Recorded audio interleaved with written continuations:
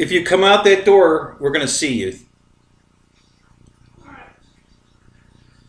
Okay, happy Thanksgiving, everybody. Welcome to Hangar 51. What's up? And Slapnuts is the first in the room. Thank you, Spencer. That means a lot. You're the man. Awesome. Brian, good to see you. Eric, hey, how you doing, man? Tim, I saw your video on your felony. That was pretty funny.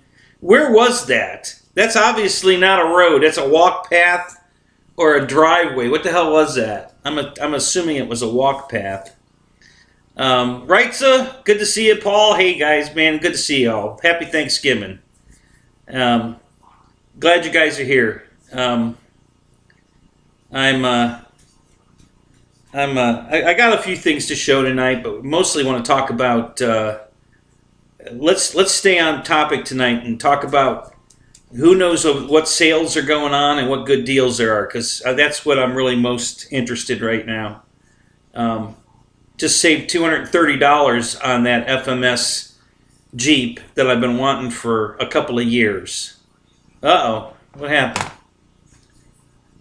Why the hell did that close? Okay, I hope you guys could still hear me. For some reason, my YouTube just closed. I don't know why it did that. That was weird.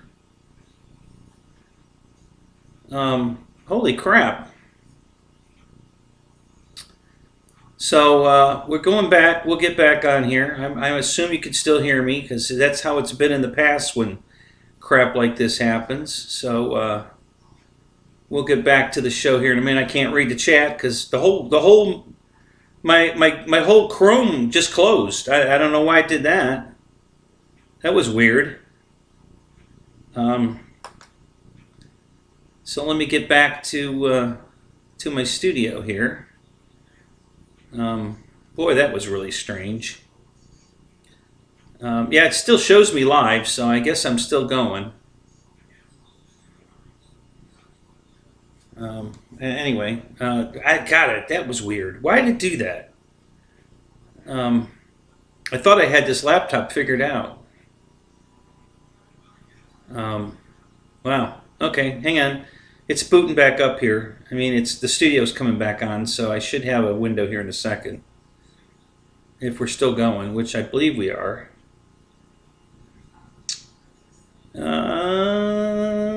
Yeah, it's still live. So I guess I didn't miss a beat as far as the audio and the video. I just didn't have a chat window open. But I still don't, but it's coming back. I don't know why it did that. That was really weird. Well, still not there. Okay, there it is. Okay, so I missed a few things in the chat. Let me back up and see what I missed. Oh,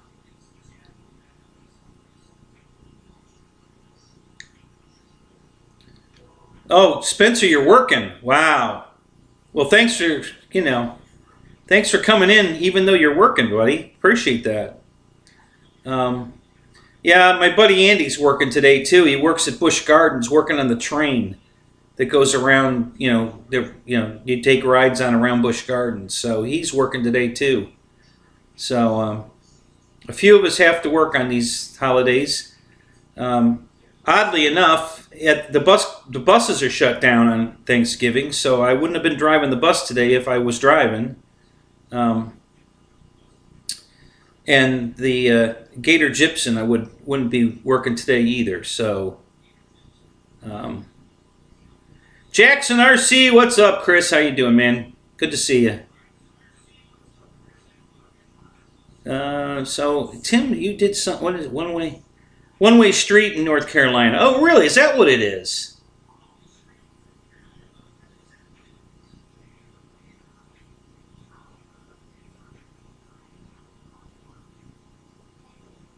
No kidding. So that's an interesting one-way street because I didn't see it like a median in between with a one-way street going the other way. So that was kind of weird. Do you know the guy that lives in that house that was right there in the picture? Is that where you parked, or what was the story with that? It's kind of interesting. Boss223, what's up? Good to see you, man. So I see 14 in here, and that's cool. Glad you're here, guys. Happy Thanksgiving again. Only 4 likes. Oh, come on, guys. Listen, I got a good show tonight. You're going to like it. I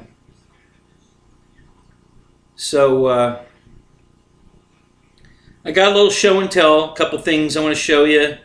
And then, but I really want you guys to tell me what's going on in the sales department. If you know of a sale going on, put it up. Let's share everything we know, guys. So Banana Hobbies has got some really good deals going on right now. I know a lot of you guys don't like Banana Hobbies. You know, you guys really should give them a try. I haven't gone to Hobby King yet. Oh, I got to do that. Let me go there, see what they got going on.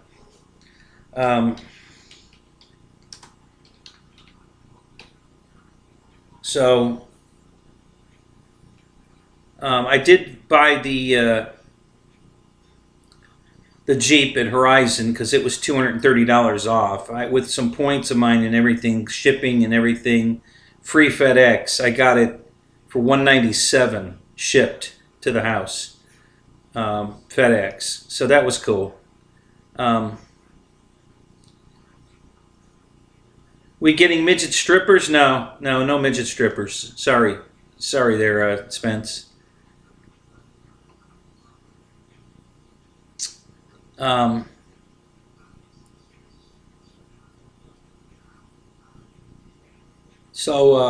McNeil, I think that's who I saw in here, right?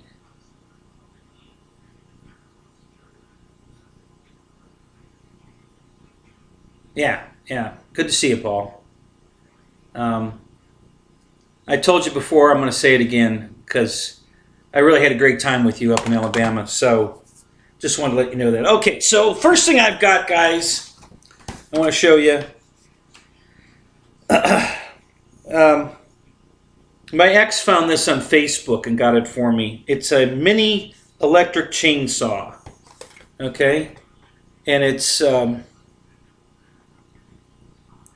Saker, S-A-K-E-R. Interesting. What hours do I work? Well, right now, Shadow, I'm not working. I'll get to that in a minute. So this is the thing here. Let me show you what it is. It comes in this nice case. It looks like Makita. You know, this color is what Makita always uses. So it comes in this little case.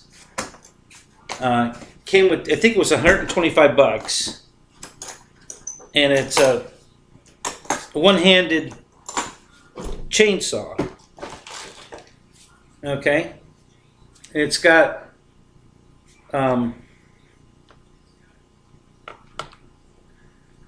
the guard here, and it takes these battery packs that slide into it, and it's a 20-volt 1.5 amp hour, and it slides on like that, and you push the button to unlock the trigger, and it's a real chainsaw. It's got a real chain in it. Came with an extra chain, and it's pretty lightweight, so it's very, very easy to handle by hand. And George, what's up? Good to see you, man. Jeff in Lower Alabama, good to see you guys. So it's a pretty neat little saw. You know, she bought it because she thought I could use it for like trimming, you know, bushes that are, you know, the stems are too thick for a regular, you know, hedge trimmer. You know, or maybe when I'm cutting up trees, the small branches I could use this for. I think they said it'll cut up to a 3-inch diameter stick, you know, or whatever you want to call it.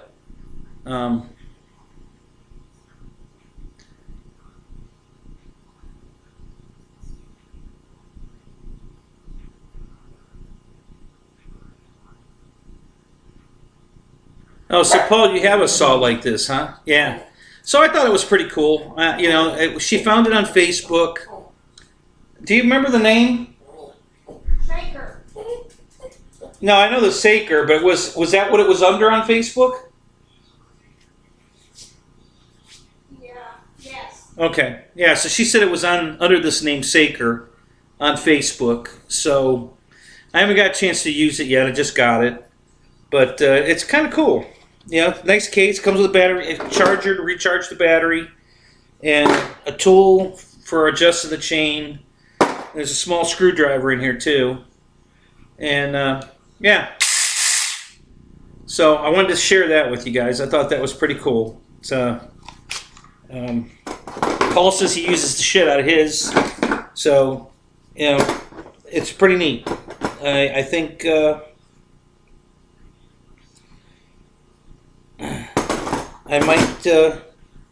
might get a chance to use that. I cut a lot of trees down at my property, so that might come in handy. So, so I wanted to share that with you guys in case you guys are looking for a cheap, let me say inexpensive, quality-wise. It really looks pretty good, guys. It's a pretty damn nice looking piece of equipment here. It's not cheap plastic. This is, you know, tool grade stuff like Makita or any of the other brands. You know, it's that kind of quality. It looks good, feels good. It's got a rubber grip. You know, it's a rubberized area here that where you grip your hand and stuff. So it's pretty cool. So I thought I'd share that with you. Let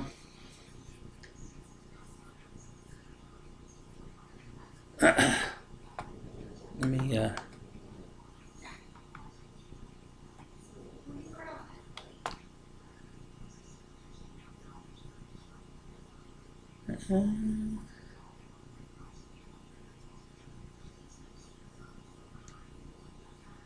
Oh, so Paul only paid $50 for his. Wow.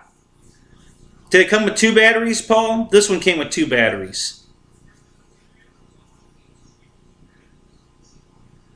Yeah, yeah, boss. I've got several electric chainsaws that I use to cut all my trees down. I mean, the one I have is I think an 18-inch blade, and I've cut down trees that are 30 inches across.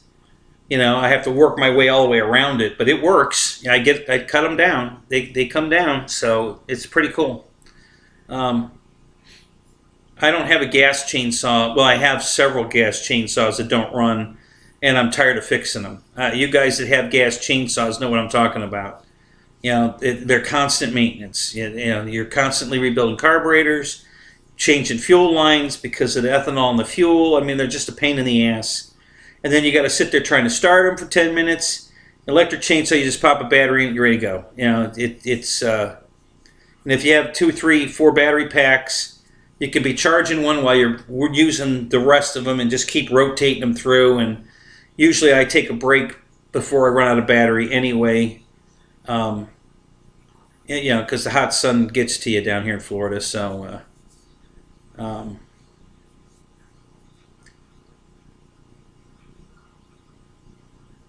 what does it say? Legit cat's mass?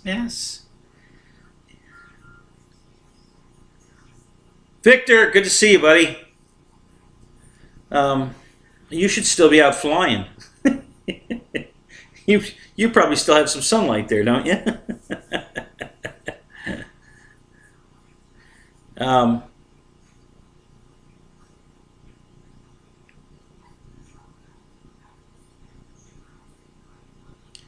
Yeah, Shadow, I know, but you know, when you don't use your chainsaw often enough, you know, the carburetor gets gumped up, even if you're not using ethanol. You know, the ethanol just ruins the fuel lines, but you know, anything, you know, the gas sits in. You know, as I put gas shutoffs on everything I own. My generator, I never turn it off. I always cut the gas off and let it run out of gas. Same thing with my pressure washer, because if you let gas sit in these things, when you go to use it the next time, it ain't going to run. You know, you got to clean the carburetor bowl, and it's just a pain in the ass. And chainsaws, because of the oil mixture, is just the biggest pain in the ass. I wish they'd come out with a 4-cycle chainsaw. That'd be wonderful. But anyway, so, all right, so what's next on the agenda? I've got a new...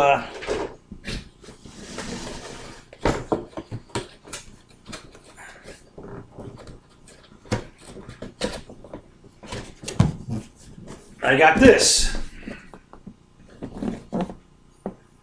I know it's a surface vehicle. We're not going to talk about it more than 5 minutes, guys. All right, so you guys that don't like surface, give me 5 minutes. That's all I'm going to take. This is just like the Camaro I bought, guys. Same chassis and everything. It's the exact same truck, just with a different body. The headlights work. The taillights do not. And they're really not set up to work. But that's not a major issue. You can make them work. But it's a good-looking truck. I mean, this chrome grille stuff in the front looks cool as shit. It has protectors on all 4 pins. You can't even see the front ones. You can see the back ones because it's rigid, so they show up because they're not smooth against the body. But the front ones you can't see; they disappeared. And it's just a beautiful little truck. I like it, and it was on sale. I bought it last week when it was on sale. This one I wanted. I'm glad I got it. It's all-wheel drive. It's exactly the same as the 69 Camaro. The black Camaro. It's the exact same chassis and everything. It was on sale for under $200. I forget how much I paid for it. So I like it, guys. I think it looks cool. The detail on it's nice. It's got raised painted door handles, or maybe it's a sticker. I don't know. But it's got door handle, keyhole. It's got the Chevy emblem here on the fender. I think it's a Cheyenne on it or something. What does it say there? It's a little dark in here. I can't see that.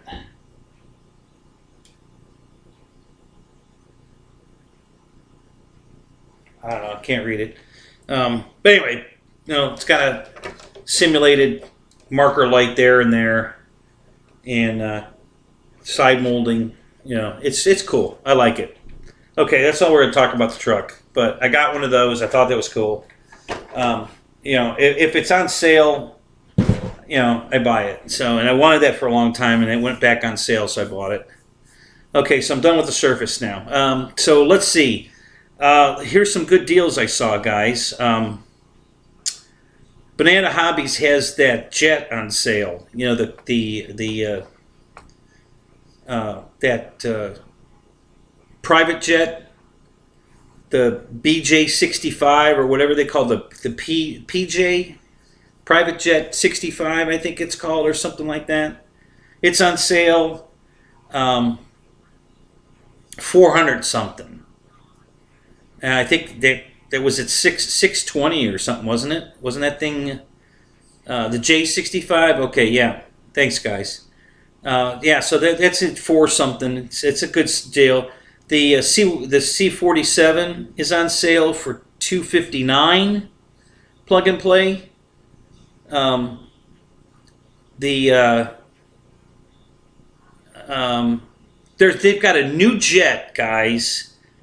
And it looks really cool. Like a K8, I think they call it. It's a red, white, and blue civilian paint scheme for $169. It's a 64 millimeter fan, but it doesn't have retracts. It has oleo suspension. It's got shock absorbing struts on it, so they're pretty nice struts, but they're not retracts. I'm a little bummed about the retracts, but God, it's only $169. It's a really good looking jet. It's a fly. What is it called? Skyfly or Fly Sky or something brand. So that was pretty cool. If it had retracts, I'd have pulled the trigger. It's 6-channel, but the 6th channel is the nose wheel. So the nose wheel's on a separate channel, so you can adjust it, separately, which is something that you guys all know. Rich Baker does that on almost all of his planes. So this one came set up to do that automatically. You don't have to, mix it. It's already done. They use the 6th channel for the wheel instead of retracts. But at a $169 price point, it's a good-looking jet. It really is. Hell, I still might get it. I don't know yet. I haven't decided. but yeah, it's pretty fly by night. Yeah, Ken. Happy Thanksgiving, buddy. So yeah, Shadow. Good job on that one. I'm not a big fan of that plane, but at that price, I'd have bought it. Definitely. That was a great deal on that for you. So good. I'm good. Good. Have you flown it yet? I'm glad you got it. That was a really good deal. Fred, good to see you, buddy. I'm glad you made it. I saw you over in the other show, so Jeff's show. Let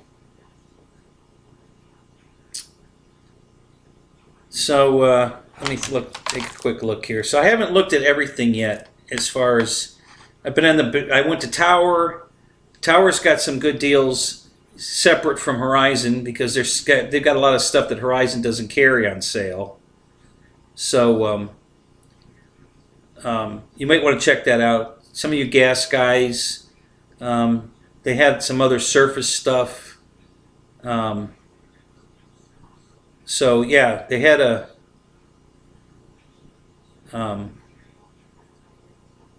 so they've got, all right, so I'm looking at Hobby King right now. Just it's opening right now.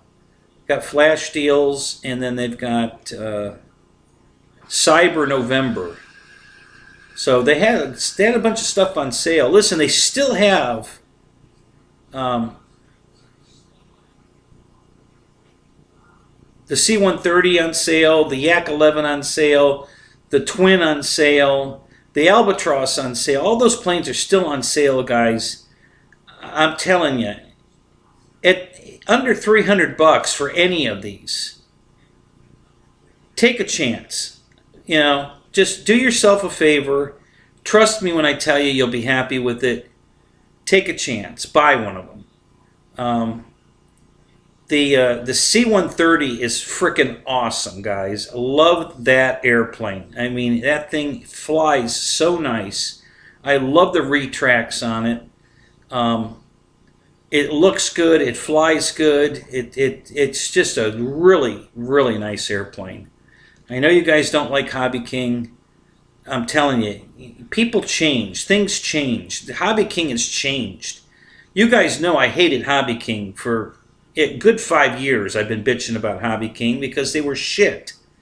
Well, apparently they've got a new CEO there because they had two quit, right after they started. But they're finally figuring it out, and they've changed 180 degrees from where they were. They're taking care of. I didn't get any static at all. That plane was out of warranty by 2 months. When I finally did the unboxing on my Yak and it was all screwed up. And they didn't give me any static at all. They replaced it. Okay? They sent me a call ticket for the old one. They shipped out a new one. They didn't even have to answer any questions. Usually you get into this argument where, well, did you do this or was that or whatever? Nothing. No, just immediately got a return shipping label and they sent another one out. And so I got to tell you, guys, and the quality of this stuff is good. That Twin, the King Twin, is a superb quality airplane. The foam on it, it's got to be a HSD. The foam on it is just the quality of HSD stuff. It really is. It's smooth. The foam it feels like it has a waxy. The foam is so smooth that it feels like it has a wax finish on it. It's amazing. So, pick out one of those planes, guys, for under $300. They're all 6-channel airplanes. They're all retracts except the Albatross because it doesn't have wheels at all. It's an amphibious plane, but and it's the cheapest. I think it's $229 or $239 now. Just take a shot. If you like the looks of any one of those planes, just take a shot and get it. Okay. My only complaint of any of those planes, the Yak 11. The prop on it was garbage, okay? I showed you I could balance it, but I wouldn't bother. Just order a prop. get a APC prop or something, and don't even bother with it. Or a master air screw. Just get yourself a prop and be done with it. Don't mess with that stupid prop that came with it, because it was horrible. But other than that, the quality of the plane's nice. It flies good. Now that's made by Taft Hobbies. I know that for a fact. And it's that weird EPO foam. It's not the, it's kind of, I don't know. It's hard to explain. It's not quite so squishy like FMS and HSD. It's more foam cooler quality. It's way better than that, but it's got that like crushy kind of EPO. So it, if you crush it, it doesn't bounce back. Not a big deal, but yeah, it's similar to LX foam. You're right, Eric. Yeah. So, but I know Taft Hobbies is who makes it. That's who makes that Viper jet that I love so much. And I really like it.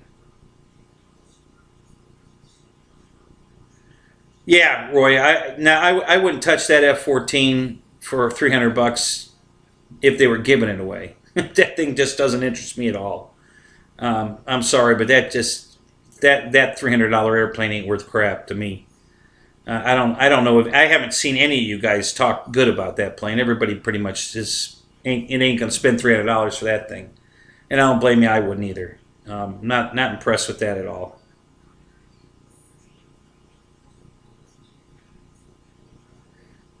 Thank you, Ken. Again, happy Thanksgiving to all you guys. Thanks for being here, man. I'm glad you guys are here. 31 of you. That's awesome. Good to see y'all. Yeah, it only has tailerons. That's not... It should have had flaps that were only active if the wings are swept out. Then you could use the flaps, and they would be disabled in the up position if the wings are swept. And that would have been a simple thing to do. Again, it just, nothing about the fact that you can't retract the landing gear is, who the hell wants to fly an F-14 around with the gear down, right? So immediately I just take the landing gear off, which it's made to do, and it would be a hand tosser. So now I'm going to pay $300 for a hand toss airplane? No, I am not. Sorry. When you can buy all these much bigger full retract airplanes from Hobby King right now for a lot less money, I wouldn't touch that thing with a 10-foot pole.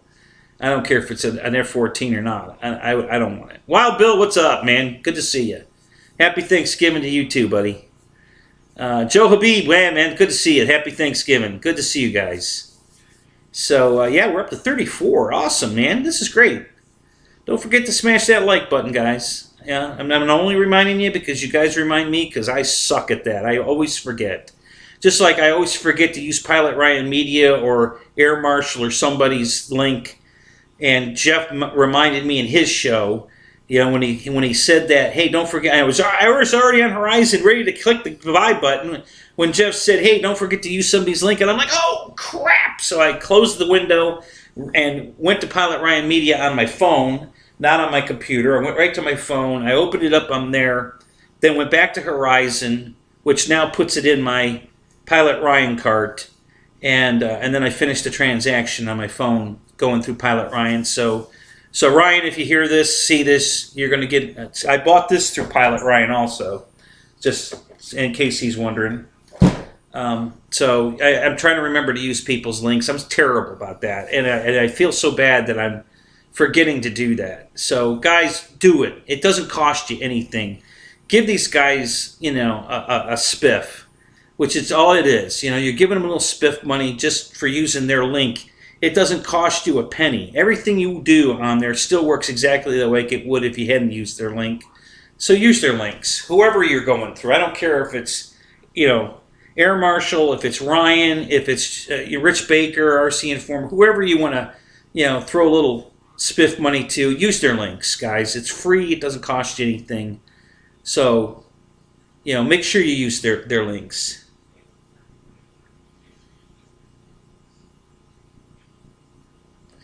I use the rats link most of the time. Mix it up most of the time. Mix it up how? How you mixing it up, Jeff? Who are you mixing it with? Are you buying from Marshall or Rich Baker? What are you doing?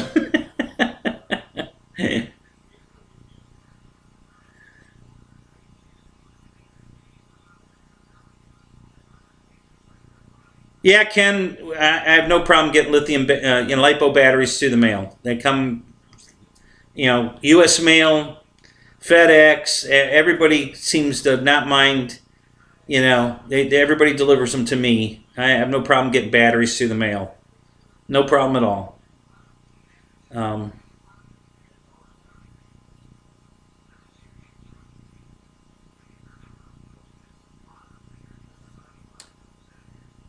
Busman, he's still mad about you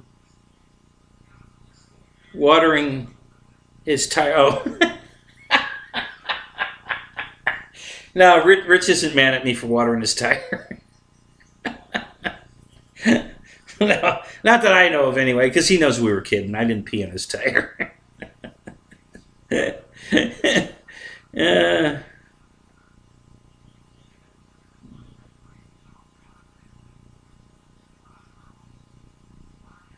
So you guys, you're getting a lot of problems, Ken? With what, getting shipping and stuff up in Canada? Really? Wow, that sucks, man. That really sucks. I can't.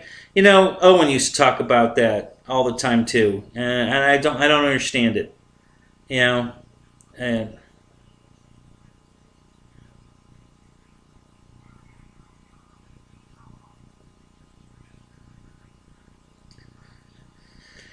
oh well, yeah, that'll never happen, Slapnuts. Motion's not into. They think they're above all that. They're not giving anybody spiff money. They're just not interested in playing that game. Motion's all for motion. That's all they give a shit about. I'm just speaking honestly. Yeah, I'm still mad at motion. I did just spend, $400 with motion, but they lowered their prices to something reasonable, and I bought the Spitfire. But I'm just not. I used to be the biggest fan of motion. I mean, I was, selling for them every week. I bought so many damn airplanes from Motion back when they were selling FMS and Horizon and all the brands. And then when they went away from that, I still bought some of their stuff till they just changed their whole attitude about how they're going to do customer service. And then that was it for me. I'm done with them. So, until I hear something from them that they're changing their policies back to the way they used to do it, I'm not interested in buying from them.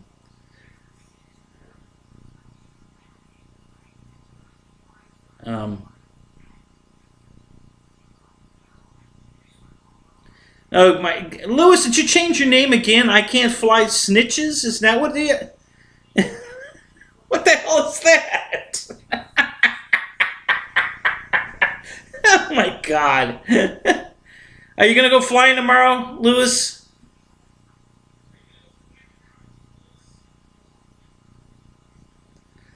Oh, okay. So answer me this, Spencer.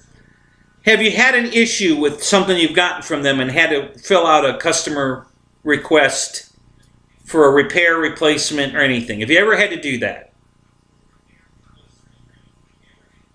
Honestly.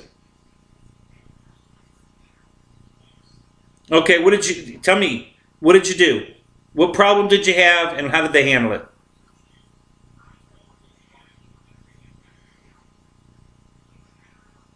Denied once, okay. Give us a little more information. If here's your opportunity to sell motion to the rest of us, because most of us are pissed at them. So go tell us. Give us some info.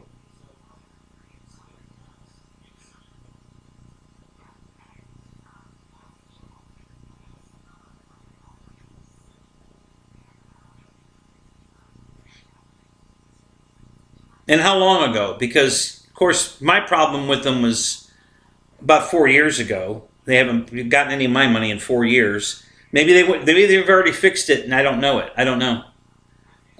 But 4 years ago, they turned into assholes. I don't know what the hell they were doing, and they've pissed off a lot of us. And they haven't made any statement that I've heard of that, you know, they've changed their policies back to the way they used to be. You know, James has had plenty of opportunity to say that, and I haven't seen it. So,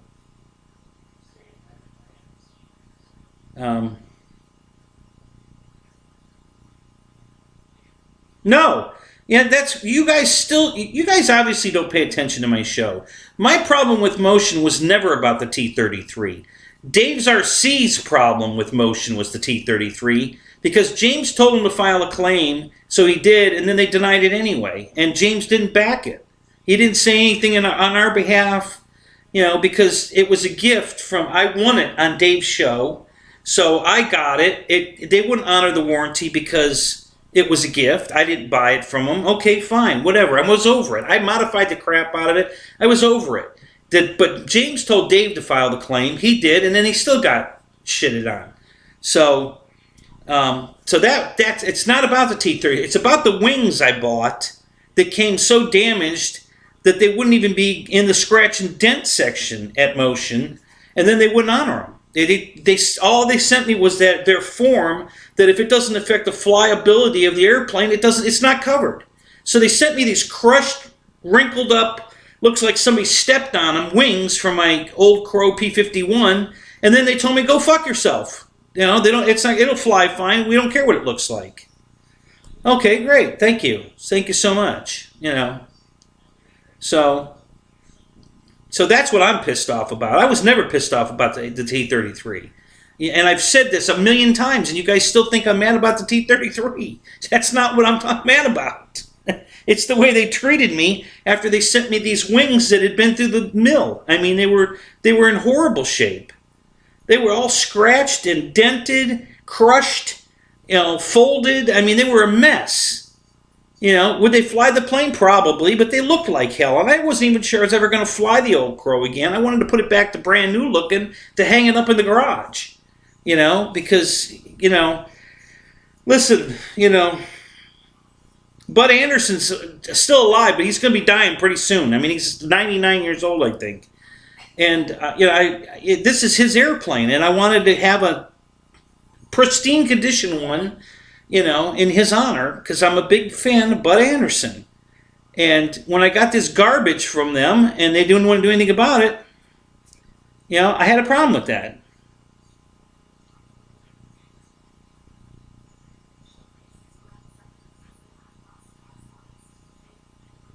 So anyway, but yeah, if you guys still think I'm, you know, if you're under the impression I'm mad about the T-33, forget it. That's not what I'm mad about. I'm mad about the product they sent me and then the way they handled it afterwards, which was all they sent me. It wasn't a, yeah, hello, Mr. Caniff, I'm sorry for your blah, blah, blah. No, it was none of that. No introduction, no signature, no from, no, you know, who handled it, nothing. I got nothing but a copy and pasted copy of their foam warranty policy, which was if it's got wrinkles and damage and whatever, if it's not, it doesn't affect the way it flies, it's not covered. And that's all I got from them. And that's the worst customer service I've ever gotten in my life from anybody. I mean, even Hobby King at least responds and argues with you, not just gives you a form letter that says, go fuck yourself. And that's what I got from Motion. So anyway, all right, so let's move on. I don't want to talk about Motion anymore tonight. They're not my first choice in RC. And I haven't even gone to their website looking for a sale because I know they're not going to do one. So, you know, no point in even looking.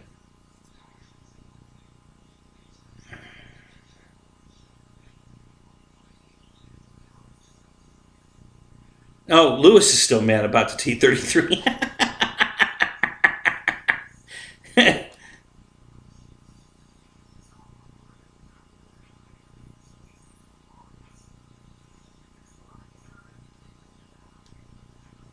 Yeah.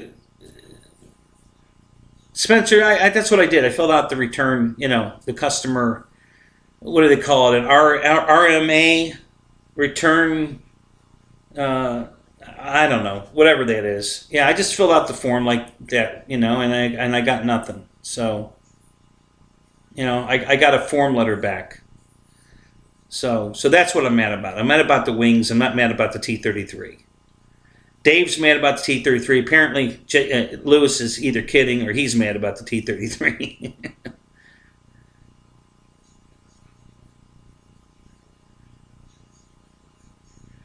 Where am I going to get jets? Well, Horizon sells jets. Banana sells jets. There's plenty. Listen, guys, just go look right now. Open another window, go to Banana Hobbies, and look at the jet they have on sale for $169. It is a nice looking jet, 6-channel, but it's not retracts. Okay, but it's only $169. Go take a look at it. Trust me, just go look. Take a minute and go look. You'll be impressed. It's a beautiful jet.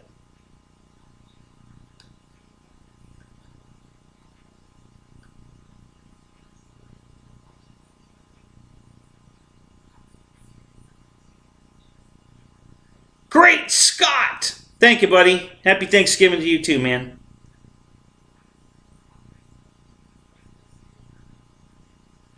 Yes, I agree. Banana's coming on strong. So's Hobby King, guys. These two companies have made major changes.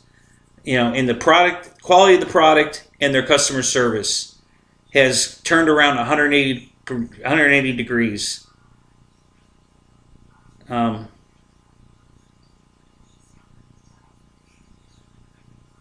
So I'm just telling you. Listen, they used to be garbage, both those companies. I hated both of them, trust me. But I also like a good deal. So I took a shot on one of the products from both the companies, and I was happy with it.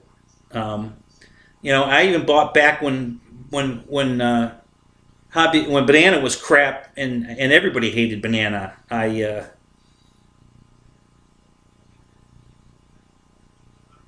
So Jeff just put a link up for probably the one I'm talking about. So if you haven't gone, just click the link, try it, see what you get. I'm still debating on whether to order it, just because I think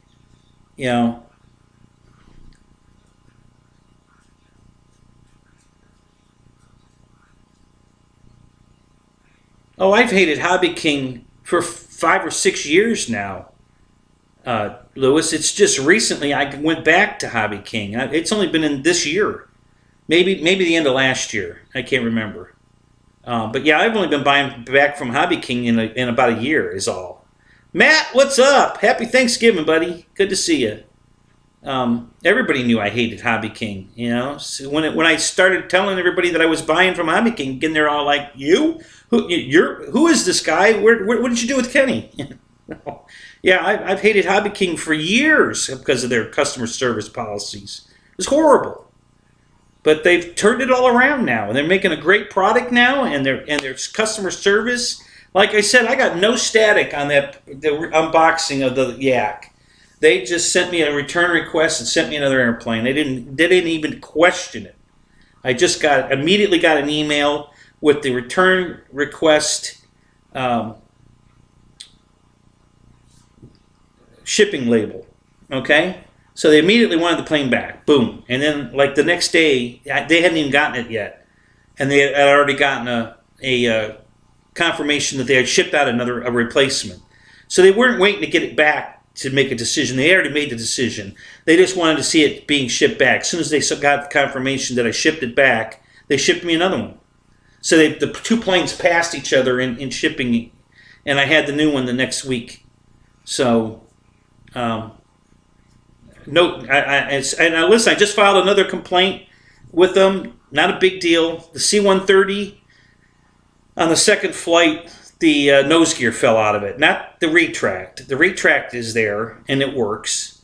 The actual wheel assembly, it's a dual wheel, and it slid onto the shaft with 2 set screws. the set screws must have backed out and fell out of the airplane during the flight. Because when I went to land, I didn't have a nose wheel, and I'm like, oh crap! I thought maybe the retract failed, and then when I got it on, I did a perfect belly landing in the tall grass, and it was perfect, no damage at all. And I put the retracts down. I looked inside, and the wheel's gone. Like, what the hell? And I have no idea where it fell off because I never saw it come off. So I have no idea where it is. But yeah, so I took pictures. I did everything. I showed them the video of the unboxing and the pictures, and I just sent it all in. And I don't know if I got a response yet or not. It was 2 days ago. And I haven't been home to look.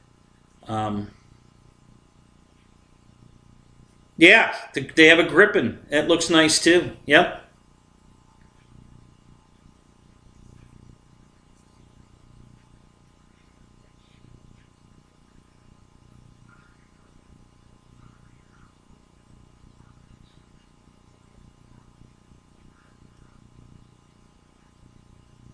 Yeah. Yeah, that's unlikely to ever happen, Eric. Unless they want to send me one for free. And then I'll build it and do all that. And but yeah, I'm still waiting for.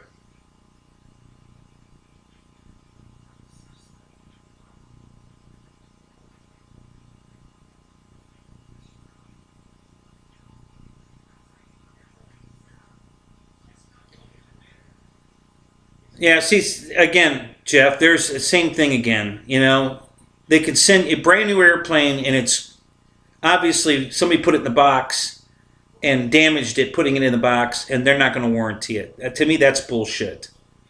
You know, that's just bullshit. You know, you should not have to live with damage. When I did the unboxing on my FMS F7F, and it had all that damage on it, you know, Horizon didn't give me any static at all. They said I could either they were going to give me I think a 20% discount if I kept it, or I could send it back and they'd replace it. And I sent it back and they replaced it, no questions asked. So, you know, so the fact that Motion is still under that policy, that wrinkled foam, even on a brand new airplane, they're not warranting is bullshit. I'm sorry, that's unacceptable. You buy a brand new airplane and it comes damaged, and because it's foam, it won't affect the way it flies. It's not covered. That's the worst attitude I could ever tell you. You know, how many of us are buying these damn foam airplanes? I don't think we should have to accept damaged foam airplanes. But if you buy from Motion, you do. You have to accept it because they ain't going to warranty it. And that's just horse shit. So, how long ago did that happen, Jeff? Your wrinkled, you know, rudder. When did that happen? How long ago?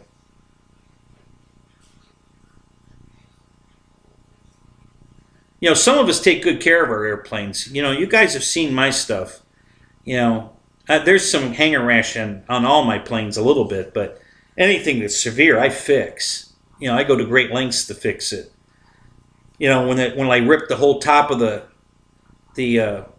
my AC 1500 off, and then I did the airbrush on camera to see you guys could see me airbrush back over the repair. And how nice that came out. I mean, I take very good care of my stuff. You know, I try to, you know, any severe damage like that, you know, I fix. You know, there's always going to be a mark here or there on my stuff because I fly it. If you fly it, it's going to get damaged. But, you know, when it gets damaged to the point of looking bad, I fix it. I'm getting ready to repaint the entire airplane, my RV8, my Flex Innovation RV8. I'm going to repaint the whole thing because the orange after the replacement when it crashed because the radio failed, my Spectrum, the new stuff came a different shade of orange. So I've been wanting to get that. So this winter I'm not taking the decals off. I'm just gonna airbrush around it and kind of spiff it up. There's a couple of little areas I can fix with some putty or steam it, and then I'm going to repaint it and kind of freshen it up. I fly that plane so much, and I love it. So, yeah. No, I have no problem with the ROES, Keith. Send me all you got. I'll take them. I'm going to come up there and fly and let you fly my plane because you just listen. You're not the only guy I've heard this complaint from. Guys out at the field, same thing. You know, oh, well, we couldn't get it set up right. Nobody knew how to set it up. You know, and it really, guys, I'm telling you, that ore is fantastic. You just have to, you know, do a little homework on it. That's all. I'd never programmed one before. I went on their website, downloaded their programmer, which downloaded in like 2 seconds. It's an old DOS file, so it's not. I don't care what it looks like. I just care that it works. Okay, and when it programs the plane, you hit the program, and it checks. The check mark comes up almost instantly. It reprogrammed it that fast. And I just went out to their files. It's just a pick file. You find the file you want, you pick it, you download it into the plane, you're done. Simple. And yeah, I know you are, Keith, but at the same time, I know you don't like the Aura, and I wish you did, because I really think, you know, everybody that complains. Just this past weekend, I was flying over at a field up, the field north of me, where we had a pylon race up there a little while ago. I talked about. My buddy Chris, same thing, hates the oars, you know. So I said, come out here and fly this airplane. So I handed him the radio. I said, here. And he's like, oh, wow. He says, this is nice. I said, I know. He's flying my RV-8 around. And I said, he said, well, it's way too sensitive for my liking. I said, okay, hold on. I switched it to low rates. And he says, oh, yeah, this is perfect. I love this. And he's flying. I said, you want to land it? And he says, yeah. I said, go ahead. You know, so he landed it beautiful, like a butterfly with sore feet, man. He was just loving it, just absolutely loving it. You know, and here's a guy just like you, Keith, hates oars, hates the Aura 8, hates it. he had the big 170, and I forget what happened, but anyway, he couldn't get anybody to help him program it, and he hates it, and I'm like, dude, you just don't know what you're missing. So he got a freshening up on it and absolutely loved flying my RV-8. So he couldn't believe how well it flew, how easy it was to land. He just, you know, it was wonderful. So,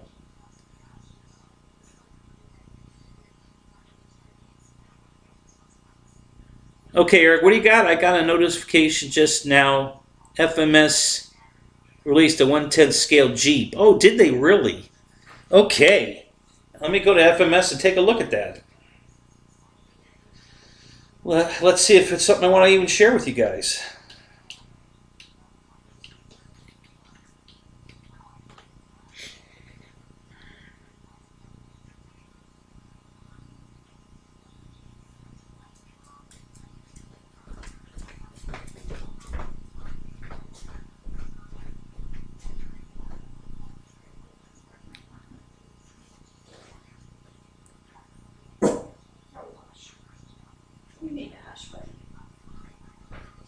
All right, let's take a look here. RC cars up to 32% off. Black Friday. RC planes up to 20% off. There you go. So they got all kinds of deals going on. FMS does. So there you go. Oh, that one's sold out already. The Rafale, the small Rafale. I guess they came out with another one now. This was a 64 millimeter Rafale, but it's already sold out.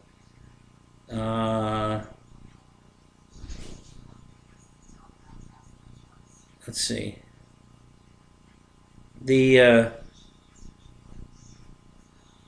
Pitts is sold out. The Futura is sold out.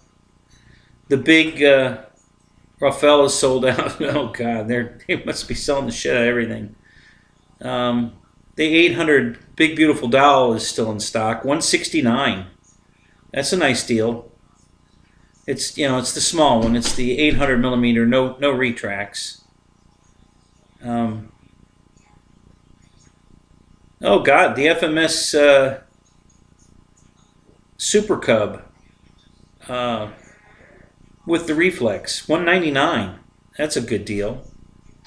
It's 1300 millimeter. That's a nice airplane. Well, Yeah, so they got some good deals going on. If you guys buy directly from FMS, which I've been doing for many, many years. Let me go look at the cars, see what they got in cars. All right, how do I get this? Oh, it's right there. Click that away. RC Cars and Trucks. Let's take a look and see what they just released.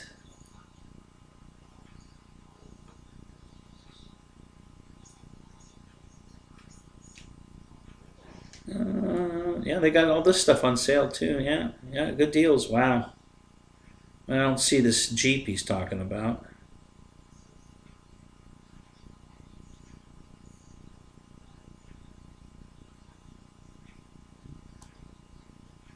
He says it's not a military Jeep.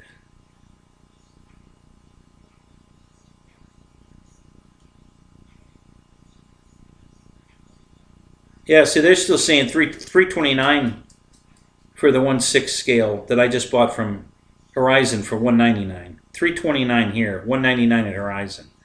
That's a great deal, guys. If you guys were looking for that big Jeep, and it's a crawler, so if you're looking for a crawler, that's, you know, so I pulled the trigger on that. I'm going to get the C130. I'm sorry, not the C130. Scratch that. I'm getting the C47 from Banana. I already have it in the civilian color scheme. I want it in the military scheme now as well. So I'm going to order that. I have a $50 coupon. I won at the Pilot Ryan event, or one of the events. That's still, it's good to the end of the year. So I'm going to go. So I'm going to use that and buy that C47 from Banana. It's got retracts, flaps. It's about 1600 millimeter. It's pretty big. It's a nice looking plane. Yeah, I like the civilian one so much. I haven't flown it yet, but I like it so much I want the military version too. So I'm going to order that. Use my coupon. Unless they come out with something I want more. I have to get back on their website and look around. I'm not seeing it, Eric. You got a link to it? Oh, the Red House Jeep. Okay, I saw that. Yeah, I saw that. It doesn't say new, though. I wonder why they did that. How come they didn't? It's not... How come it's not marked new? That's interesting. Yeah, there it is. Yeah, so I'm looking at the link Jeff put up. It was the Fly Fans. That's the same brand as that other jet. The Gripen, 70 millimeter Gripen for $239. Receiver ready. So that's plug and play, guys. Yeah, I know it's a good looking scheme too. I like it. So yeah, that's a good deal. That's a 6-channel retract plane, I'm sure. Let's see what this other Jeep is. It's still loading.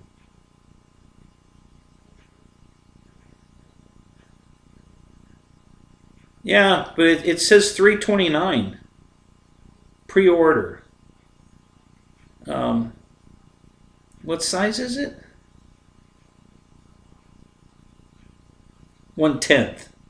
Wow, that's a little pricey, Eric. Do you think that was a good deal? Are you thinking about getting that? That's a little pricey for me anyway. I don't want to spend that kind of money on surface. I've got enough surface vehicles. I got hundreds of surface vehicles. I really do, guys. I have so much RC stuff you have no idea. I've been doing it for 50 years, guys. It's, I just can't stop buying this crap. Toy grade. Yeah, there it is. That he just put the link up for the C47. I have the civilian version of it. It's the same foam quality as an LX plane. I mean, it's decent, good detail. All the LX planes. Listen, the foam's not the greatest, but everything I've ever bought from LX flies fantastic. So I have no doubt that this is made by LX and that it will fly fantastic. I'm certain of it. And at $259, I have a $50 coupon. I'm going to get this plane for $209, plug and play. can't beat it. I got to get a hold of Rich because I think he has to call them or something. I forget what the deal was, but he said, before you order anything, get with me. So I got to get with Rich.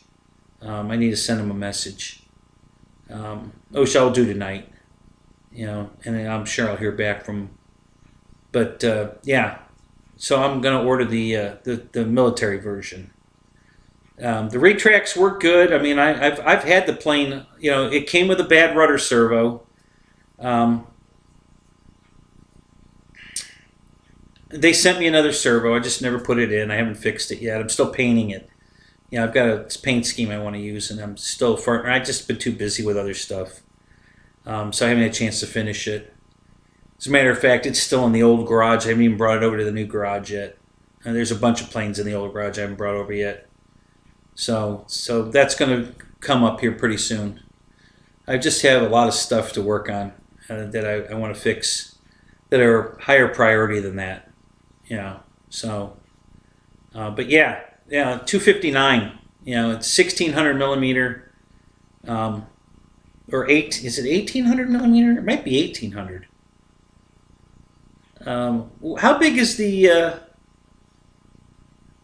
Let me go to the description here.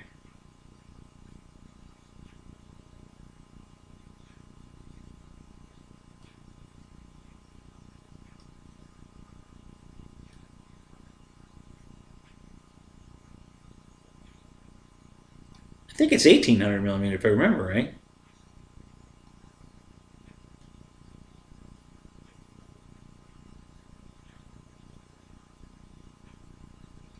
Oops. Gotta get to the right section here. It has all the links. There we go. Specifications.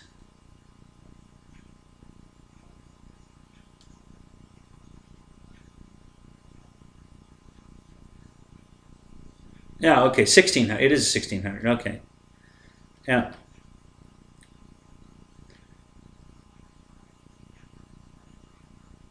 No, it's not a Dynam plane.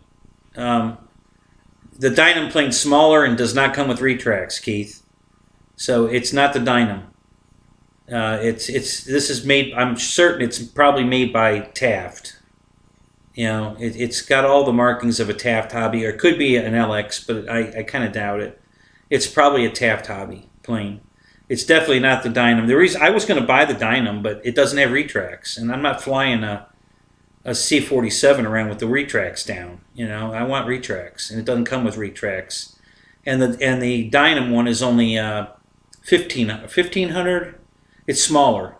I think it's 1500. Not a big difference, but the retracts were the deal for me. It doesn't have retracts, the Dynam one, and this one does. So it's a little bigger, and it has retracts.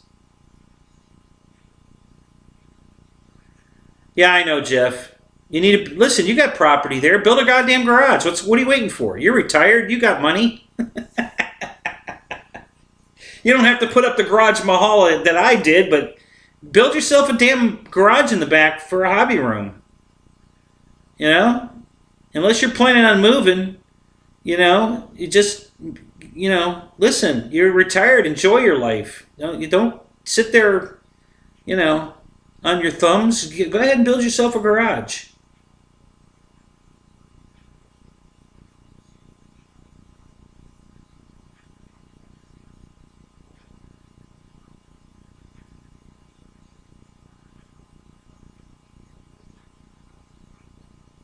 Sky Strain?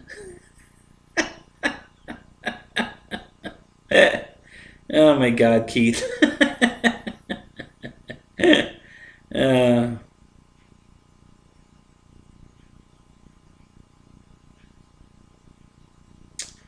Oh, well, Jeff, that's a simple fix. Just insulate it. Insulate it and air condition it. I don't know if you guys have looked into this. Let me tell you, you can buy a ready-to-go air conditioning unit. I forget what brand it is, for $900. You get the inside unit, the outside unit. It's pre-charged with Freon. It has quick connect connectors. You hang the unit inside the house, garage, wherever, and you plug it in the wall. You put the outside unit outside. You hook up the lines. You know, the everything's pre-charged, and you're ready to go. It's that quick, and it's like $900, and it would more than air condition your garage, Jeff. Now, there's no such thing as a reasonable number of planes. Ask Jerry McGee. He's at 200 plus planes. And the guy, the field I fly at, the owner of that one's at 300 plus planes. So, yeah, there's no such thing as a reasonable number of planes. You know, you want it, you buy it. That's my theory. Yeah, that's how I roll. You know, if I want it, I buy it. It's got to be on sale. It's got to be reasonable priced. I don't. Listen, I was just telling my ex. You know, I'm looking at these great. They held that Creighton right now at Horizon's over $200 off, $210 off. You know, normally for $659, it's on sale for $449, I think. That's a screaming great deal, but it's too much for surface vehicles. I'm not buying it. You know, but it's a great deal. But I'm not buying it. But I did spend the $199 for the FMS Jeep because I wanted that one. I would love to have the Creighton. They also had the Outcast on sale too. It already sold out, but I wouldn't want the Outcast anyway. I don't really care for that one so much. But the Creighton I wouldn't mind having, but I'm not spending $400. And that assault vehicle with the 4 guys in it, $399. Normally $549 or some shit. That was over $200 off. I think it was $270 off on that one. Yeah, so it's on sale for $399. Again, I don't want to spend that much. Definitely worth that much, you know, but I'm not spending that. So I have my limits. You know, even though, you know, there's things I like, I'm not buying them just because they're on sale. Yeah, Roy says he's past reasonable. So am I.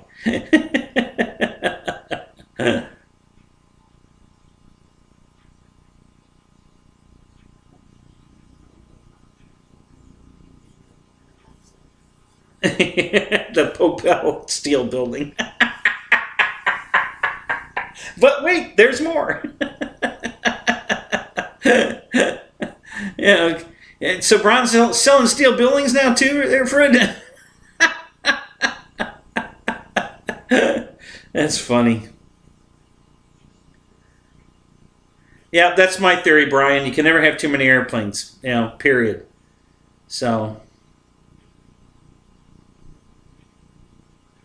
right, that's the fire team one. I think that's the one I was talking about. 1/7. That's a great deal, guys. You know, Tug Hill was playing with that all weekend up there at Alabama at the event. He had that thing out there and he's tearing it up. $399 is a screaming good deal on that thing, but I'm not going to buy it. It's too much for me on surface. I'm not spending that kind of money on a surface vehicle. I just don't. I've got enough surface stuff. I've got too much surface stuff. But if you're looking for a good basher kind of vehicle that can handle rough terrain, and that's a great deal. $399 is a really great deal on that thing.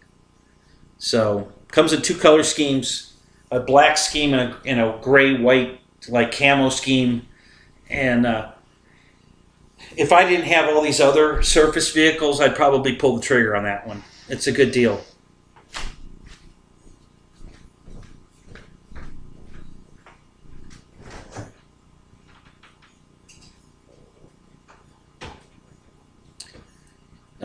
No, it's free shipping. Wow, Bill. You know, if handling, you said handling is where they get you. No. It's free shipping. I don't care for the fact that they're making you pay tax now. I have a little bit of a problem with that because I don't believe they're paying the sales tax. I think they're charging the sales tax and pocketing it. I don't think they're paying sales tax.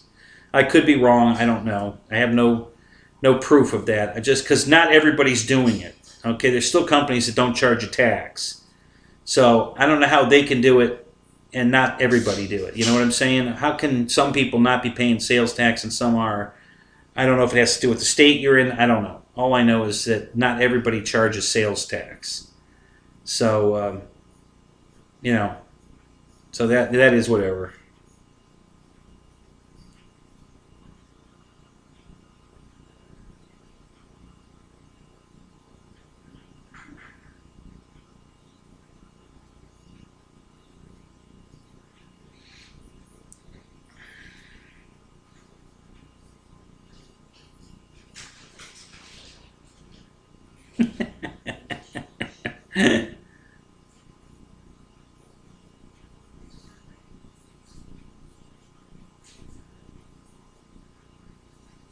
Oh God, Jeff, I've seen a good bit of your house anyway, and there's no way you're going to be on a hoarder TV show. I would be on a hoarder TV show, not you. Okay, so yeah, that's kind of, you know.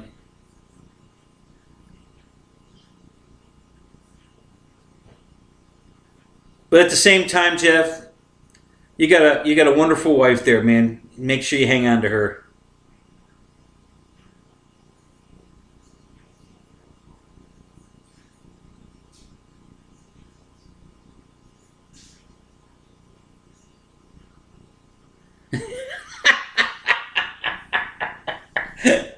Can yeah, 35,000 new IRS agents armed and looking for us tax evaders. Yeah, be afraid, be very afraid.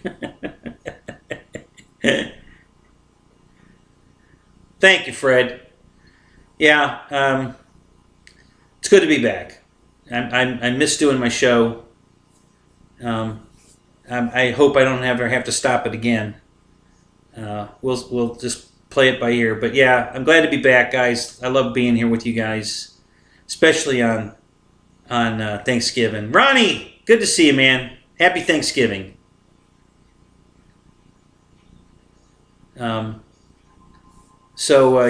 so.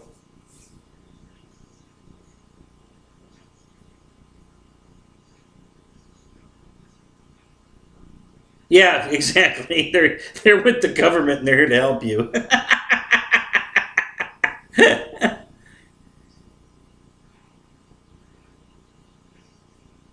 Yeah, Jeff, you're probably right. And it's pretty sad. But as funny as that is, you're probably right. They're probably going to start going to garage sales and flea markets and make sure everybody's paying their taxes.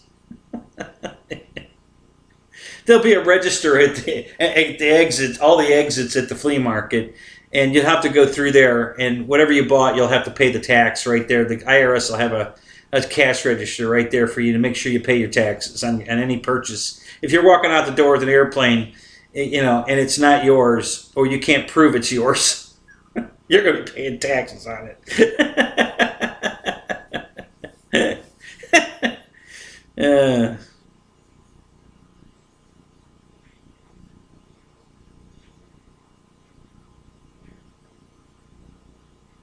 No medical problems. I'm good. Everything's fine medically.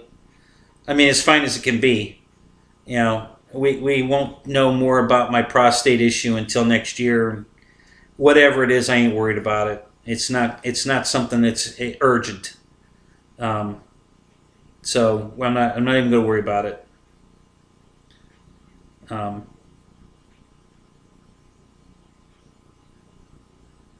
Other than that, yes, I'm healthy. Everything's fine.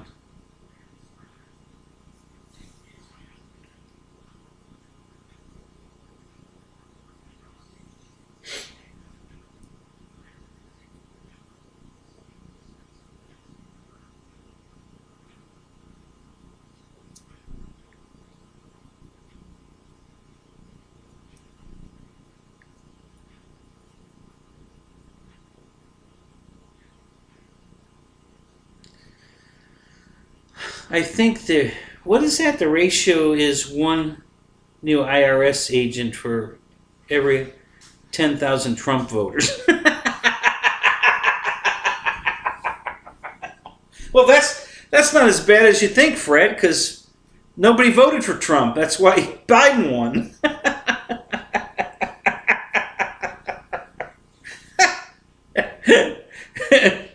Yeah, that's how that went down. Nobody voted for Trump.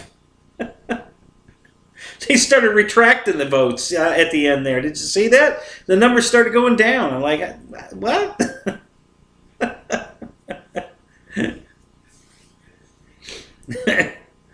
Oh my God, you guys are so funny. So what else have I got to share? Hang on, let me quickly go back to Hobby King. I really didn't get a good look.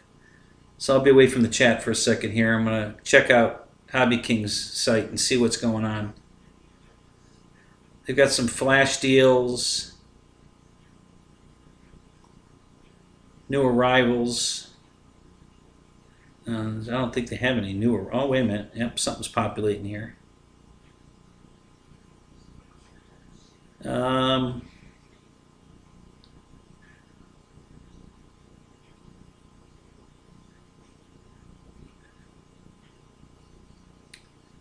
They've got a new Spitfire. What size is this one? You take a look. 1100 millimeter, yeah. Yeah, that's not such a great deal. 234 for an 1100 size airplane, that's not a great deal. I don't know what it is with the Spitfires. Why is everybody charging so damn much money for Spitfires? You know, do they think Spitfires are gold or something? I don't understand. I mean, I know they're popular and everything, but it just seems kind of weird. Yeah, I saw these new deals. Nothing exciting in there. Oh, the King Air went back up to $299. It was down to $239 or $269 at one point, but it went back up. It's still a great deal. $299 is $100 off. You know, they originally came out with it at $399. So the King Twin at $299 is still a great deal, guys. It really is. And I believe, let me look, I'll confirm it before I say it. Let me look.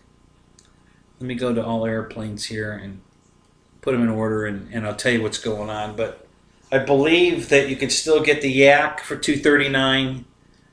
I think it's the Reno Racer version. I think the military one went back up. I'm not positive. I know they keep changing the prices, but they're still all under $300. They haven't put anything back up over $300 that I saw. Everything is still in the $200 range, which is a screaming deal for a 1450 size and bigger 6-channel airplane. You know, plug and play is amazing. You know, these days everybody is charging so goddamn much for their airplanes that the fact that you can get these planes for under $300 is just amazing. And they're good quality, guys. I'm telling you, I'm not just blowing. Listen, I don't get anything from Hobby King. They don't even know who I am. I mean, they're starting to, because I keep sending them messages with my YouTube channel, so they're starting to. Oh, the shit, that sucks. So, and this just went up this week because I checked it last week. It was still on sale. The Coast Guard version of the C-130 went back up to full price, $399. That sucks. And I was gonna pull the trigger on that. The Reno Racer, $259. The Yak 11, $259. Okay. The Grand Tundra, $267. Wow, that's normally $324. It's down at $267 for the Grand Tundra. That's a good deal. Yeah, the what's it called? The civilian version of the C-130 is still down. It's $329 instead of $399. So it's on sale, but their deals were better than that. Yep, the Albatross went back up to $299.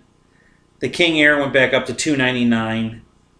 The military version of the AAC-11 is $239. So you can get either the military or the... Oh, actually, the military one's still $20 cheaper. $239 for the AAC-11. The military scheme. That's a great price, guys. So I'm kind of bummed that these other ones went back up. But you know what? Wait a week and they'll come back down. You know, Hobby King has been changing their prices all around weekly. I've never seen the Grand Tundra that cheap.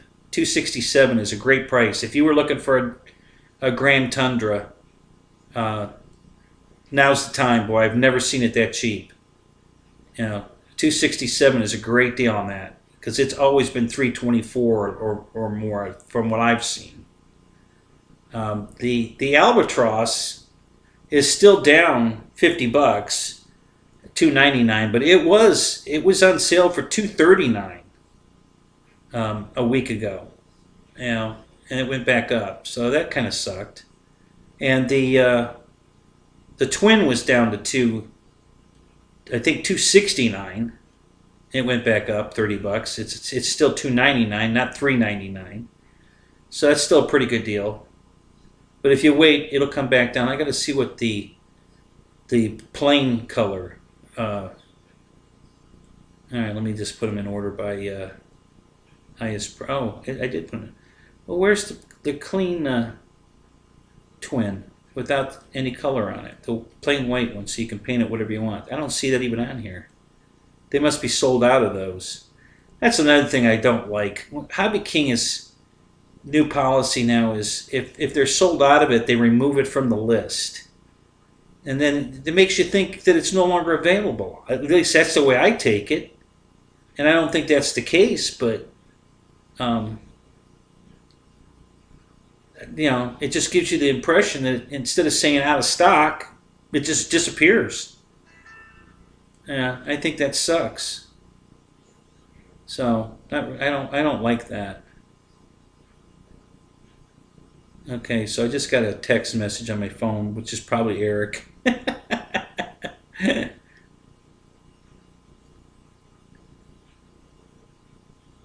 But still some great deals, guys, at Hobby King. You know, I'm telling you, just take a shot at it. You guys will be, you'll be pleasantly surprised. I promise you, you will. They're really some beautiful stuff.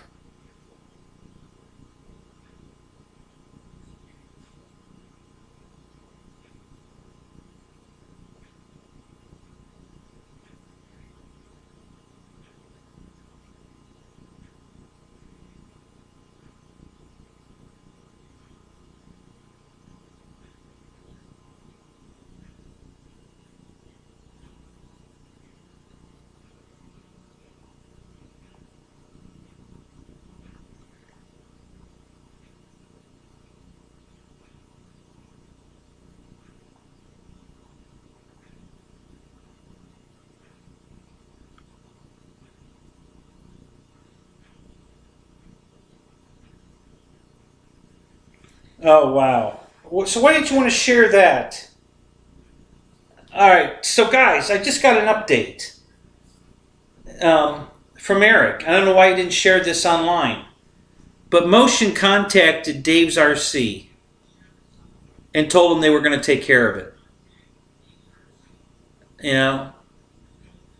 I don't know why Eric didn't want to share that online.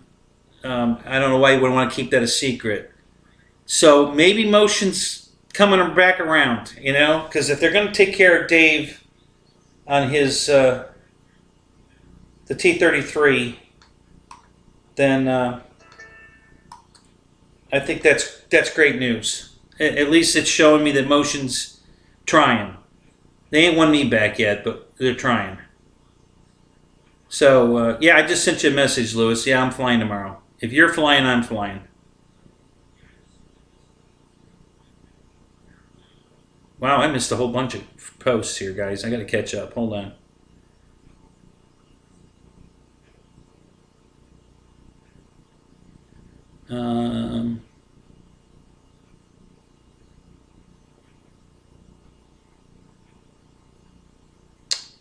Roy, I bought the. All right, hang on. Let me. Okay, read that. And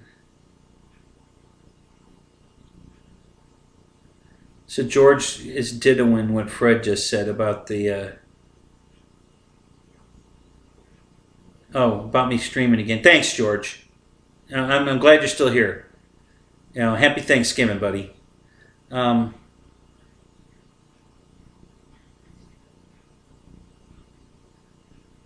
Well, the one I bought, Keith, he was asking why not a big Spitfire. It's a 1600. That's pretty big. I'd sure love to see a 2000 though. But the one I just bought was the 1600 Spitfire, the flight line Spitfire. I put it all together. I just have to balance the prop, and it's ready to fly. And maybe I'll fly it tomorrow, since Lewis just texted me that he's going tomorrow.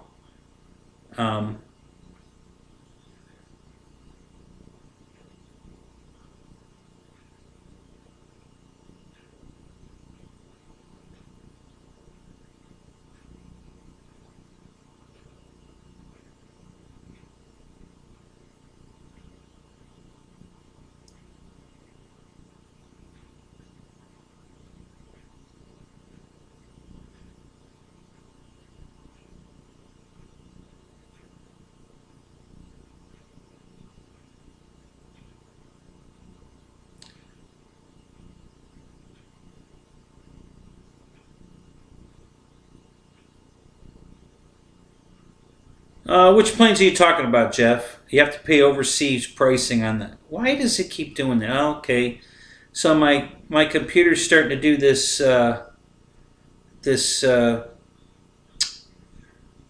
crap. What would I call it? The phantom contact on the screen.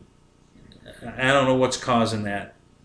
That's probably what shut the thing down before, but now it's keeps opening up a window I have to keep closing. So, but yeah, Jeff, what are you talking about? The lower price planes pay overseas shipping. Can you elaborate on that? I'm not sure what we're talking about. I must have missed something. Oh, click on the Grand Tundra and see if it's in the U.S. Oh, good point. Great idea. So I guess that's what Jeff's talking about. Yeah, let me look at that. That's a good idea. Yeah, they do that quite often. Yeah, it's one other thing I don't like about Hobby King. Listen, they're trying, but they ain't got it all figured out. Yeah, a lot of times they play this game with the. They had the B-17 on sale, half off. Half price. So it was normally $3 something, and it was on sale for $170 or something. But you had to buy it from the. Yeah, you're right. So it's the Grand Tundra at $267. You have to pay overseas shipping because it's coming out of the UK. So that ain't going to work because the shipping's going to put it way over the regular price. So, and they do that from time to time, and I don't know if they know they're doing it or if they're just, somebody's an idiot there. I don't know what their game is there. A couple of times, that damn, that Focke-Wulf 190 I wanted. Every time they put the damn thing on sale, it didn't qualify for free shipping. And then I had to pay the shipping, which was more than buying it before the sale at regular price. So, I hated that. And I kept going round and round with them on that one, too. So, listen, nobody's got it all figured out, okay, to be honest. But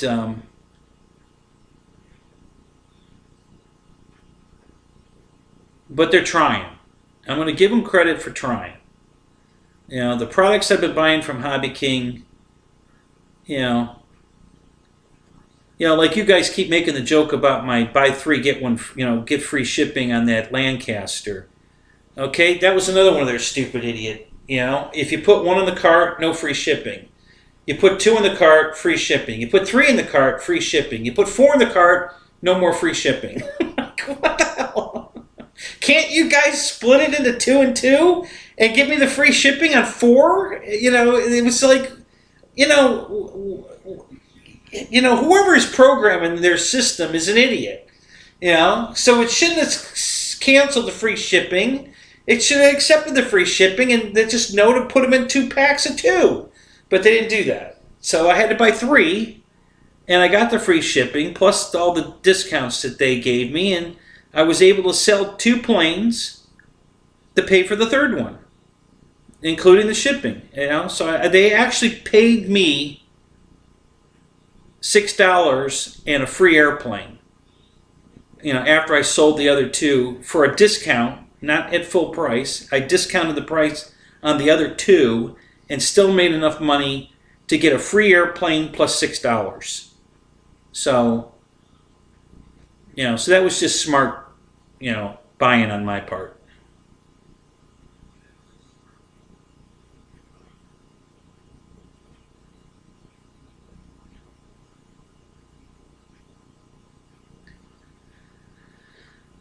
Good, Ronnie. I'm glad I got your head spinning there. You know, yeah, there's some really good deals right now, guys. I mean, there really are. Now, Hobby King is actually, they've had better deals before now. So, you know, I wouldn't even bother going to Hobby King for a Christmas sale because they ain't got anything. Well, they have some deals, but they had better deals before this Christmas sale. So, and I bet next week or the week after, first of the year, or maybe around Christmas, the deals will be back to what they were. I think they're so happy with the amount of sales they're getting at these prices that they're going to keep them there. You know, they're going to keep fluctuating week to week, hoping that you'll pull the trigger on the week that they put $30 back on it, but it's still under $100 under the retail. But you know, I think.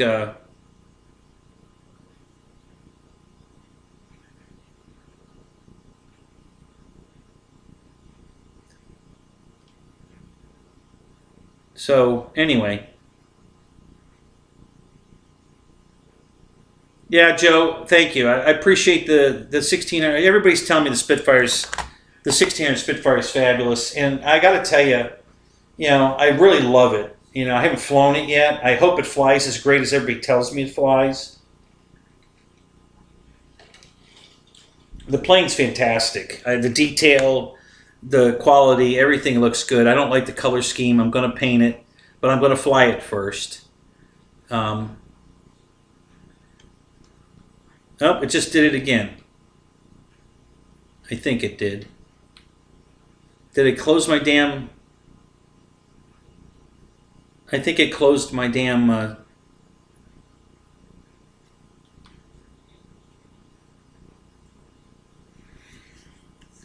I think my chat window went away again. I think they closed my...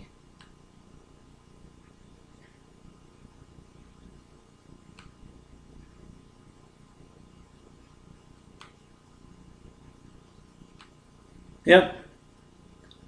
So my... damn it. All right, let's go here. Yeah, my studio closed again. I don't know why that keeps happening. That's, like I said, I'm getting these phantom hits on my screen, and I've turned the wireless keyboard off. I've even taken the batteries out of it, and it still happens. So I don't know what's causing that. You know, some phantom inputs are coming. I don't know why.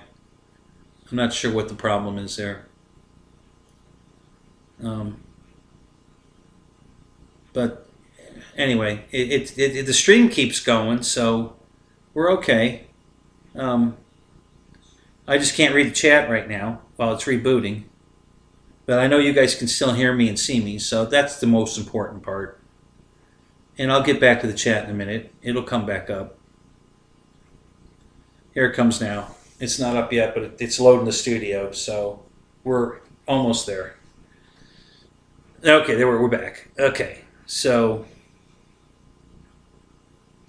yes, and that's Roy. You're absolutely right. I plan to paint the when I repaint the Spitfire. I'm probably going to leave the green alone. I might change the green to a slightly brighter color green. I think it's too dark, but we're going to do the brown first. I'm going to change the blue to a tan brownish color, because I don't like the blue. And I'm going to put the invasion stripes on it. It has to have invasion stripes on it. So that's what I'm going to do different on mine after I've flown it a few times and confirm that the plane's good and everything's good. Because if I do anything like paint it or put a light in it, they're going to deny. They're going to say I modified it, and they're going to deny it, because that's what Motion's doing now. So I'm not going to change anything. I'm not putting the decals on it or anything. I'm just going to go fly it, probably tomorrow. I gotta balance the prop, make sure it's good, and then I'm going to go fly it.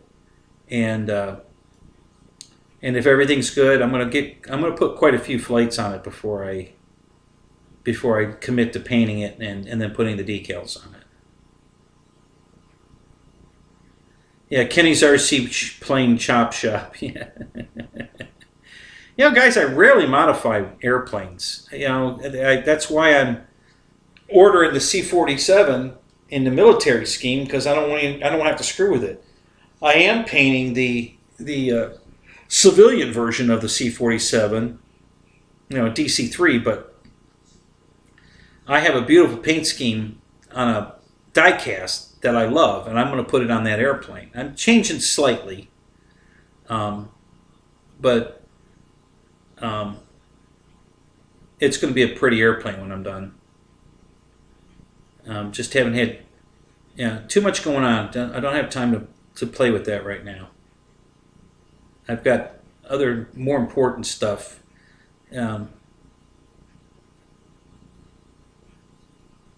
T-33 syndrome, yeah, basically, after the whole T-33 bullshit, and then the wings I bought, that's what turned me off of Motion. So, but yeah, even the light kit, James, and I'm not picking on James. Listen, I actually like James.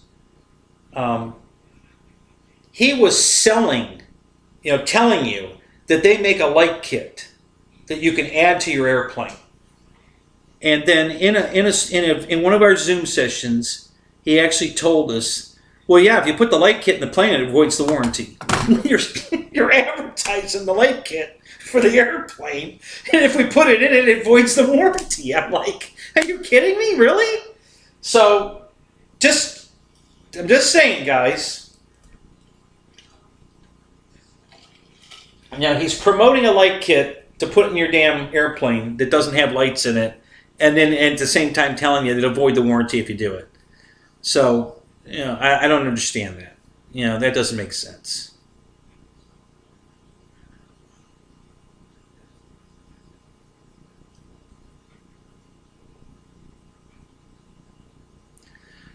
Right, Eric. Yes. Yeah, I'm going to have two of them. I'm going to have a C-47 and a DC-3.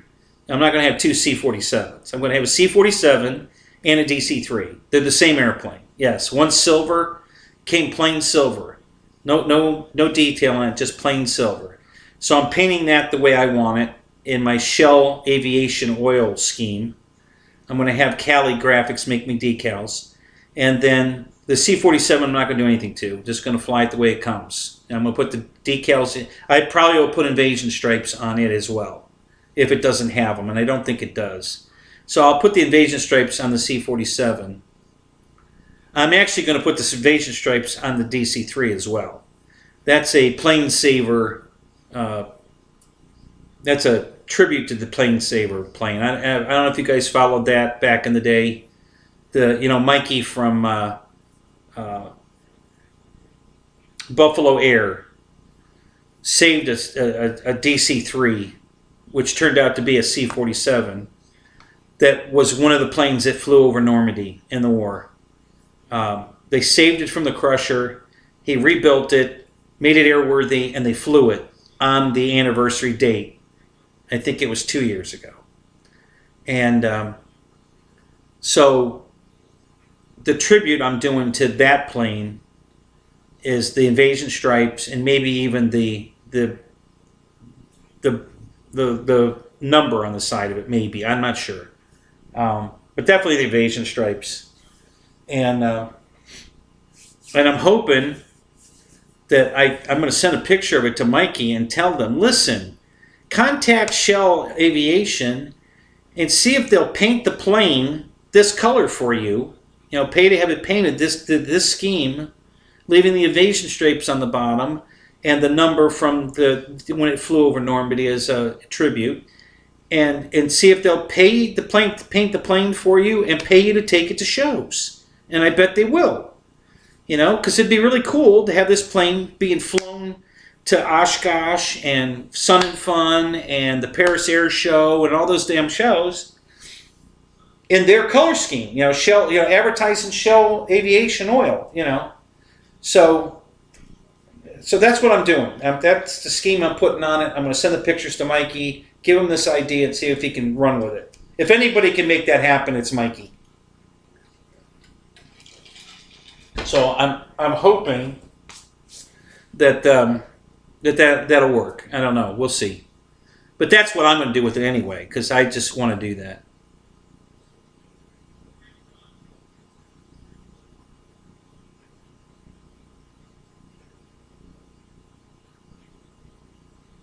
No, Fred. If you buy the airplane and install the light kit, it voids the warranty. That's exactly what James, I had him confirm that in the Zoom the one night we were talking about it. So wait, let me make sure I understand this, James. You're saying that you're selling a light kit to put in that airplane, but if you install it in the plane, it voids the warranty. And he looked right at the camera and said, yep. Okay. And I just laughed. And I let it go. I wasn't going to argue with him. You know, because I'm already mad at Motion, so I'm not going to argue with him. You know, I'm not buying anything from Motion anyway, so I said, screw it. You know, yeah, I know you were kidding, Fred, but yeah, just in case anybody else didn't know you were kidding, just to confirm, yes, that's exactly what James said in the Zoom. That if you buy the light kit that I'm telling you goes with this airplane, it's made for this airplane, but if you install it in the airplane, it voids the warranty. That's exactly what he said. Okay.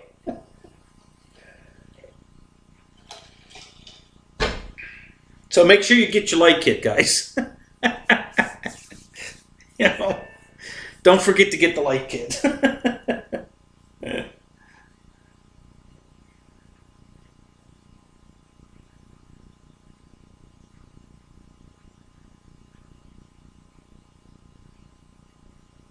Wow.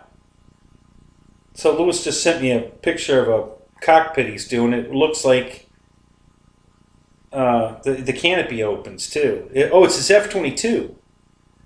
He's scaled up the canopy, the cockpit area, and apparently makes the canopy open. Can't wait to see how he did that. You know, I guess I'll see that tomorrow. Can't wait to see how he did that.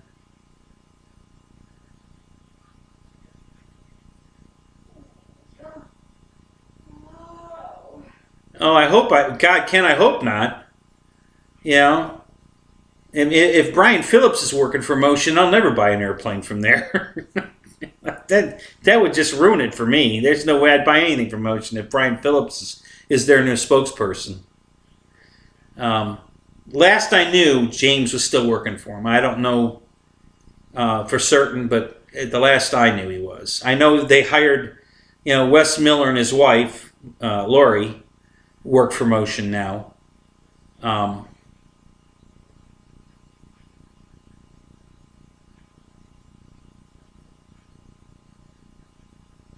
Yeah, Fred.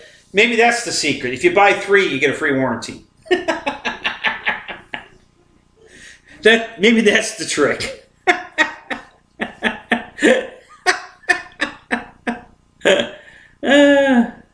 Yeah, you know, when you said that, Fred, I just had the same thought. Where the hell's Michael Beer tonight? So maybe the cops arrested him. Yeah. Maybe he was doing you know, immoral things to his turkey. I don't know. What the hell?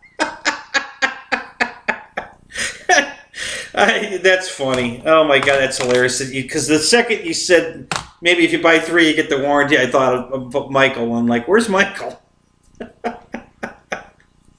Oh my God, that's hilarious.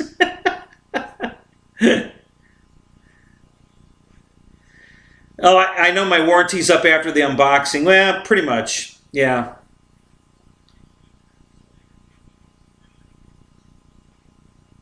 See, guys, and I'll refresh your memories if you don't remember. But you know, I've been buying from Hobby King. I started buying from them like 10 years ago. Okay, when they first opened, I was going there. Their prices were super low, and I was buying all kinds of stuff from Hobby King. I mean, I have a lot of Hobby King shit. And every time I had a problem with something, it was a fight. It was just an absolute knockdown, drag them out fight with them. And I rarely got anything taken care of. It was so frustrating that I finally just threw my hands in the air and said, I quit. I'm not buying anything more from Hobby King. Okay, the last straw with Hobby King before I stopped buying from them was when I bought my de Havilland Beaver. It's a balsa. It was an ARF, balsa plane, okay? And it was supposed to come with, and they show it with 4 seats in it. It's a scale plane. It had clear windows. The doors open. Actually, they come off. I guess that classifies as open. All 4 doors, the front doors and the back doors, come off on both sides. And when you take the doors off, you can see the seats inside, and everything goes under the floor of the seats, okay? So there's a cover over the battery and over the radio that screw down, and then the seats sit on top of those panels that screw down. So you can't see the radio or the wires or the battery when you look in the cabin. You can just see the seats. It was really cool. And I thought, you know, damn it, I want to buy that. So I bought it. And I love the plane. Still flying it. You know, I still have it, still fly it. I have modified it. You know, I put lights in it. It didn't come with lights, but I put them in it.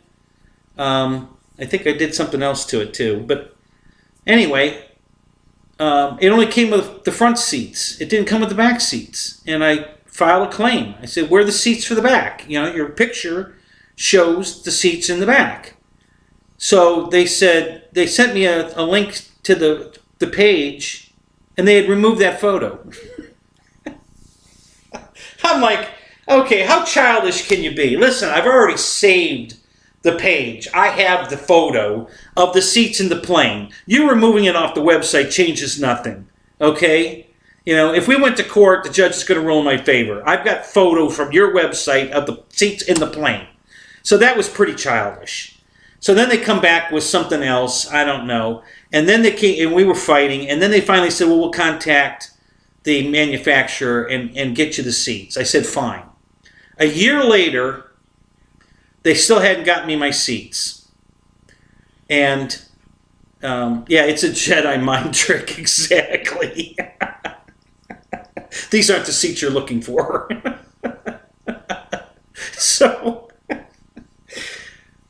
So the company went out of business, and they could no longer get me the seats. So they said that we'll give you $25 credit for the seats. And so my argument was, okay, fine. Where do I go? Where do I get seats for $25? Okay, and how'd you come up with that number, and where do I get them? No answer. They can't answer me. So I said, okay, I want. Well, they first told me they were giving me a refund for $25. Then they changed it to a credit. I said, oh no. Listen. You can't provide me with the seats. This money is for me to replace the seats that you can't provide. I want a refund so I can go elsewhere to buy them. And they gave me the refund. You know, but it was a fight for over a year, okay? And that's when I finally just quit. And that was, hell, I've had that Beaver for 7 years at least. So yeah, it's been, 5 to 7 years since I've bought anything from Hobby King, but recently I've bought a lot from Hobby King because they're not doing that crap anymore. You know, they've lost so many customers, like most of you, because of probably not a personal experience, but what you've read. They finally turned it around, and I'm telling you, today it's a different. I give Stuart a lot of credit for it. You know, a lot of this crap happened after Stuart left. Stuart's back. I think Stewart's on our side. I like Stewart. I've always liked Stewart. Stewart's one of the reasons I bought from Hobby King. I just really like Stewart. I always liked Stewart, and I'm glad he's back at Hobby King. They need him, and I think he's working on our side. I think he's telling them, "Listen, you guys got to take care of these customers, or we're going to lose them." So.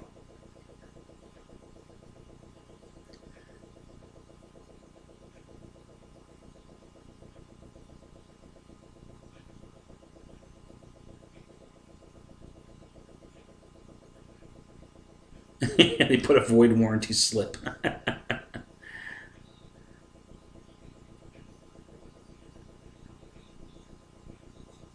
Oh, is that right? Is he dropping turkeys for a radio station? Now that could be.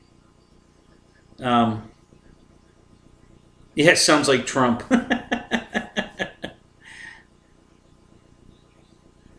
Uh-oh. Paul, did you lose me?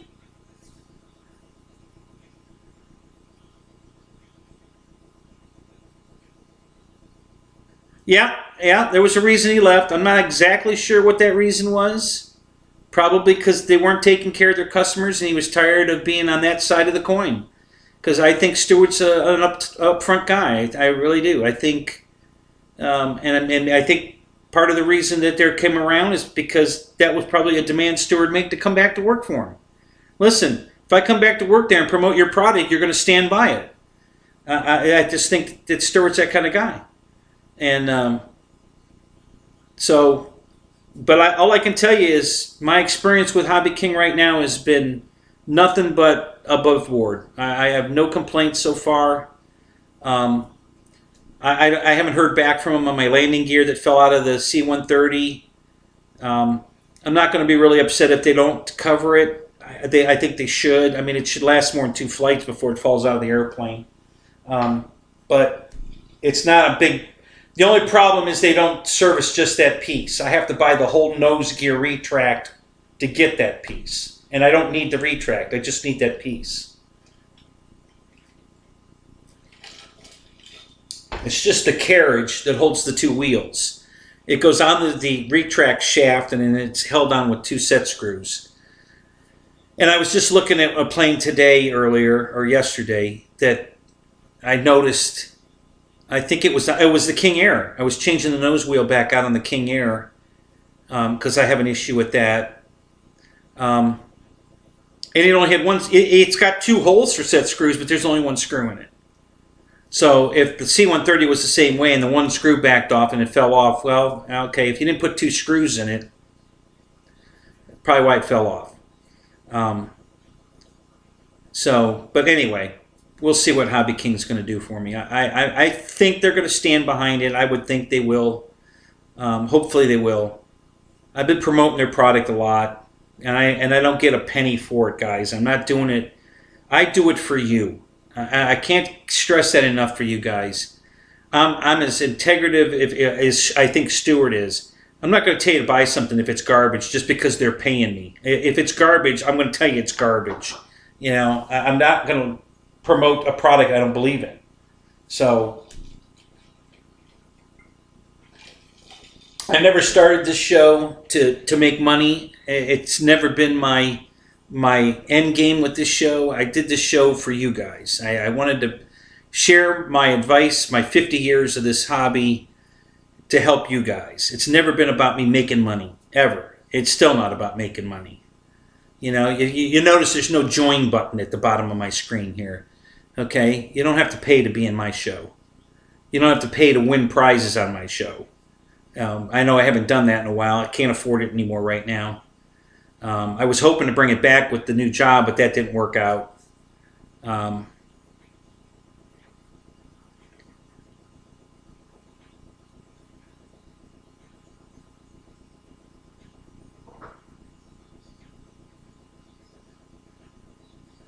Yeah, Wild Bill, that was the old Hobby King. I mean, that was a while ago. I'm hoping that wasn't recently.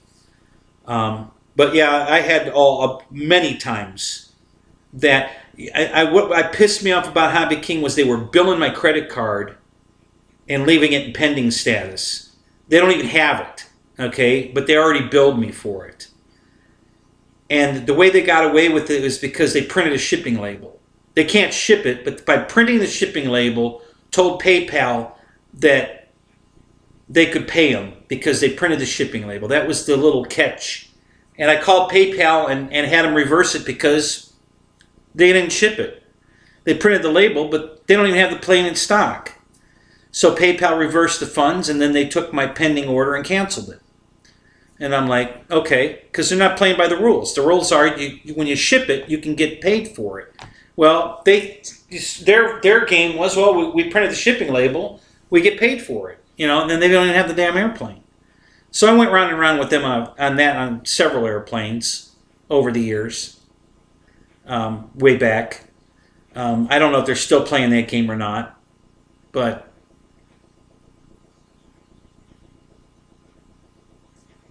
yeah, Roy, I wouldn't mind, getting affiliate links with any of these companies that make a product. Banana, I would do it for them. I would do it for Horizon, Tower, Hobby King, RC Batteries. These are all companies that have a great reputation with me, great, feedback. Right now, I wouldn't do it for Motion. I don't care what they'd pay me. I wouldn't do it. If they're not going to stand behind their product, I'm not doing nothing for them. So, I only did the unboxing on the Spitfire and the build because I've got it on record. So if they want to bitch that I modified it or whatever, I've got live video to prove otherwise. Not that it's going to matter to them, but whatever.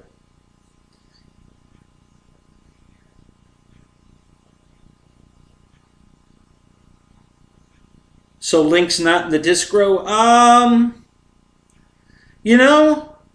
I haven't looked. There used to be a Motion link in my distro. Is it still there? If it is, I gotta remove that. Paul, I never stopped driving the bus. Just an FYI for you guys. But I'm on need only. Call me if you need me. And I've driven the bus a couple times for him on a Saturday. So I never left the bus company. I just went on, call me as needed. Emergency, somebody calls in sick, you need me, call me. And they have. So I've driven the bus. It's been a few weeks since I've driven the bus.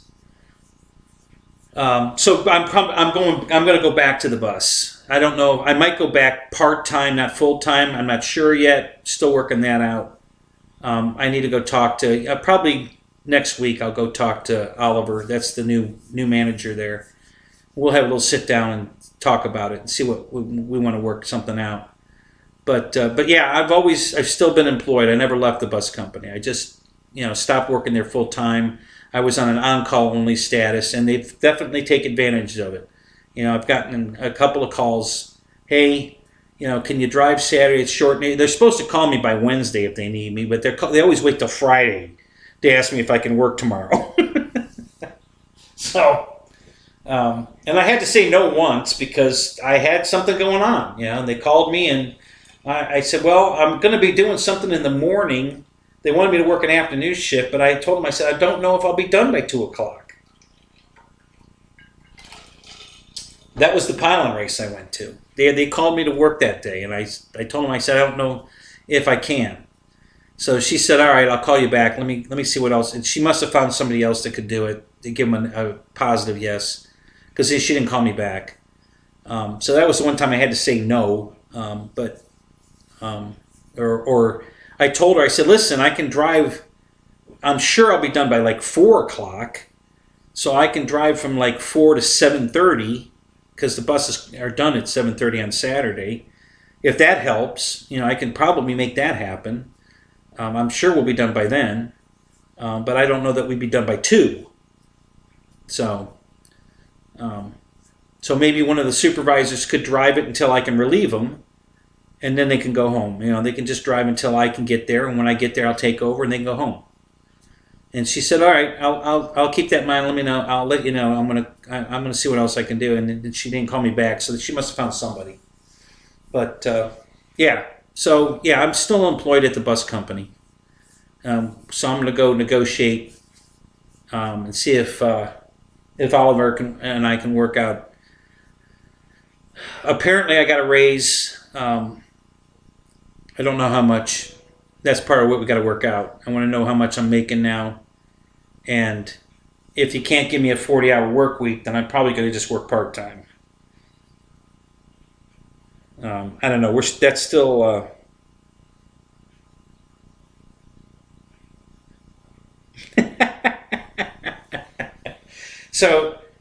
So Lewis is still stinging from last year's.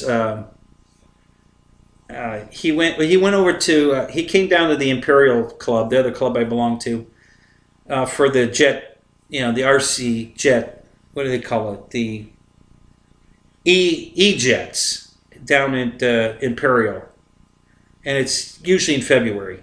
And last year he showed up with his MiG, which is spectacular looking, guys. He literally put foil over the whole airplane in panels, so that it had panel lines, and he did all the airbrush work to make it look like dirt and oil on the lines, and it's beautiful.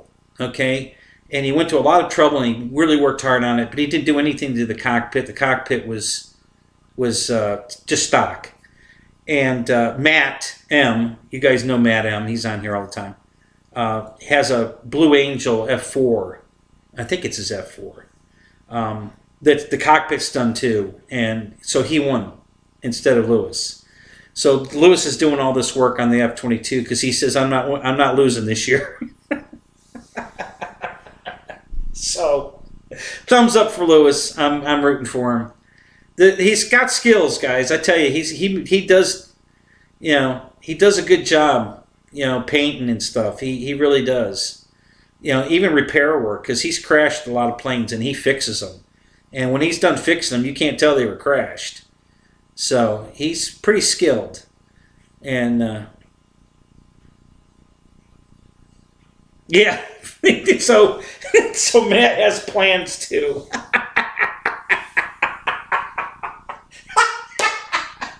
Well, good. I can't wait to see how this goes then, because he didn't bring the F-22 last year, or this year, whatever, the last one. So he's got a new plane he's working on, and you are too. So that's cool. So it's going to be another shootout to see who's going to take it again. The worst part for Lewis, although it didn't happen there, he's not the best pilot, but he was flying so good at that event that I was teasing him about it. I said, "Okay, who are you, and what did you do with Lewis? Because Lewis don't fly this good." And he just laughed. He said, "I need an audience." He's what he said. I said, "Well, you got one," because he was flying his pants off that day. And I think he was even surprised how well he was flying that day. Generally speaking, he's not the best pilot, but goddamn, he was nailing it that day. He was flying like it mattered. It was amazing. I was really proud of him. He was really flying his ass off. So that's why I teased him about it. I said, "Okay, who are you and what'd you do with Lewis?" So, all right, I'm glad you're still here, Matt, and I look forward to that. I can't wait to see what you guys bring this year.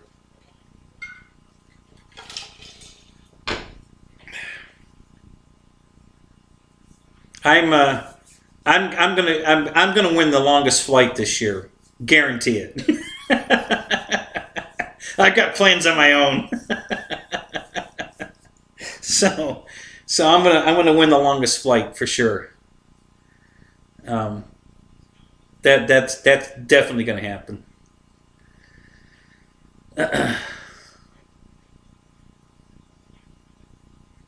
Right now, the trucking job didn't work out, and I'll tell you why. Here's what happened. Okay, first of all, they lied about everything. They lied about how much I was going to make, how much labor force help I was going to get, and how many hours I was going to work. Okay, so they told me I generally would get off at 4:30, which is a 10-hour day. I wasn't getting off till 9:30. It was a 16-hour day. Okay, my first week there, I had 27 and a half hours of overtime. Okay, 40 hours plus 27 and a half hours at the wrong pay scale. Okay, so that pissed me off right off the bat. I had to go to a staffing company to be hired. They won't hire me directly. I have to go work for the staffing company first at a lower rate. And they're going to do the background check and all that bullshit. I had to do a P test for them and all that crap. And I'm like, you know, and I had no idea, not that it was a problem, guys. I could pass a P test any moment. I've never had anything in my system. I wasn't worried about it. I was just surprised. You know, the first thing I walk in, they tell them who I am, and they hand me a cup. I'm like, what? You know, I just passed my CDL physical. You know, they tested that, but, you know, I have to do it again. Okay, whatever. So, of course I passed it, no big deal. It just surprised me. So I get hired onto this staffing company, and I'm working for them at a lower rate. I go on the job. There's no workers, the workforce people, there are none. So I'm hand unloading, you know, 40-pound boxes of mud, you know, drywall, spackle, and everything by hand myself with the other guy, because we don't have any workforce people there to do it. We're unloading the drywall by hand. I'm doing it. No workforce people. And after 2 or 3 weeks of that, you know, they were giving me some crap in the office, you know, jokingly. And I said, thanks a lot for all the workforce guys, man. They're fantastic. And the main guy, Tony, looked at me and he says, you mean there aren't any workforce guys out there? I said, no. And then Ryan, who's my direct boss, looks at me and says, you know why there's no workforce people out there? I said, yeah, I know why, because I'm the workforce. And he smiled and laughed. He said, yeah, you're the workforce guy. Okay, great. So, you know, so here's a 62-year-old guy that has to hand lift drywall and boxes of mud all day long for 16 and a half hours a day. And it was just too much, right? Then, the more I worked there, I find out every one of our trucks couldn't pass a DOT inspection if they had to. None of them. Every one of our trucks has got deficiencies that make them not roadworthy. And I have to sign off on it. If I'm going to drive it, I have to do a pre-trip and then sign off that it passed the inspection of a pre-trip, and none of our trucks would pass it. So I'm immediately on, and I'm not driving the truck yet because I'm working for the staffing company, so I'm not allowed to drive the truck. I'm driving the fork truck down the back, but not the truck itself. Now there's problems with the fork truck too, and they won't fix anything. They refuse to fix anything. They bury their head in the sand. I don't know what you're talking about, you know, and they won't fix nothing. So I ran into a house with the fork truck, just bent the trim, the molding on the top of there where the shingles come over. I put a small dent in that. I don't know if they fixed it or not, but, you know, of course I called it in, took a picture, all that crap. And then it happened again, and at that point, that was just like a couple weeks ago, it happened again. And with everything else that was going on in my life, and that happened again, and they're not going to fix it. They haven't fixed the flatbed that's going to be my truck. None of the gauges in the truck work. It never passed a brake test. And I'd had enough. Between all of that, and then on top of all that, they to get hired into the company, I had to go through a hiring agency this time, not a staff company, but a hiring company. And I had to go through I had to go get another CDL physical. This guy decides that because of my weight and the size of my neck that I have to go do a sleep app test. I have to go check for sleep apnea. What the hell is... First of all, that's no part of a DOT exam. He's just throwing this in, okay? So now he wants me to go do a sleep apnea study, and, you know, and I had to take another P test, and the whole thing was a nightmare, and I had enough. I was so fed up with this company, all the fucking lies and everything. I just had enough, and so I quit. I walked off the job. I called them, and after I hit the house, I said, "Don't bother firing me." I quit. I'll save you the aggravation of firing me. I quit. Same thing. I just barely nicked the molding, but it's an incident, and at that point, I was so fed up with all the bullshit.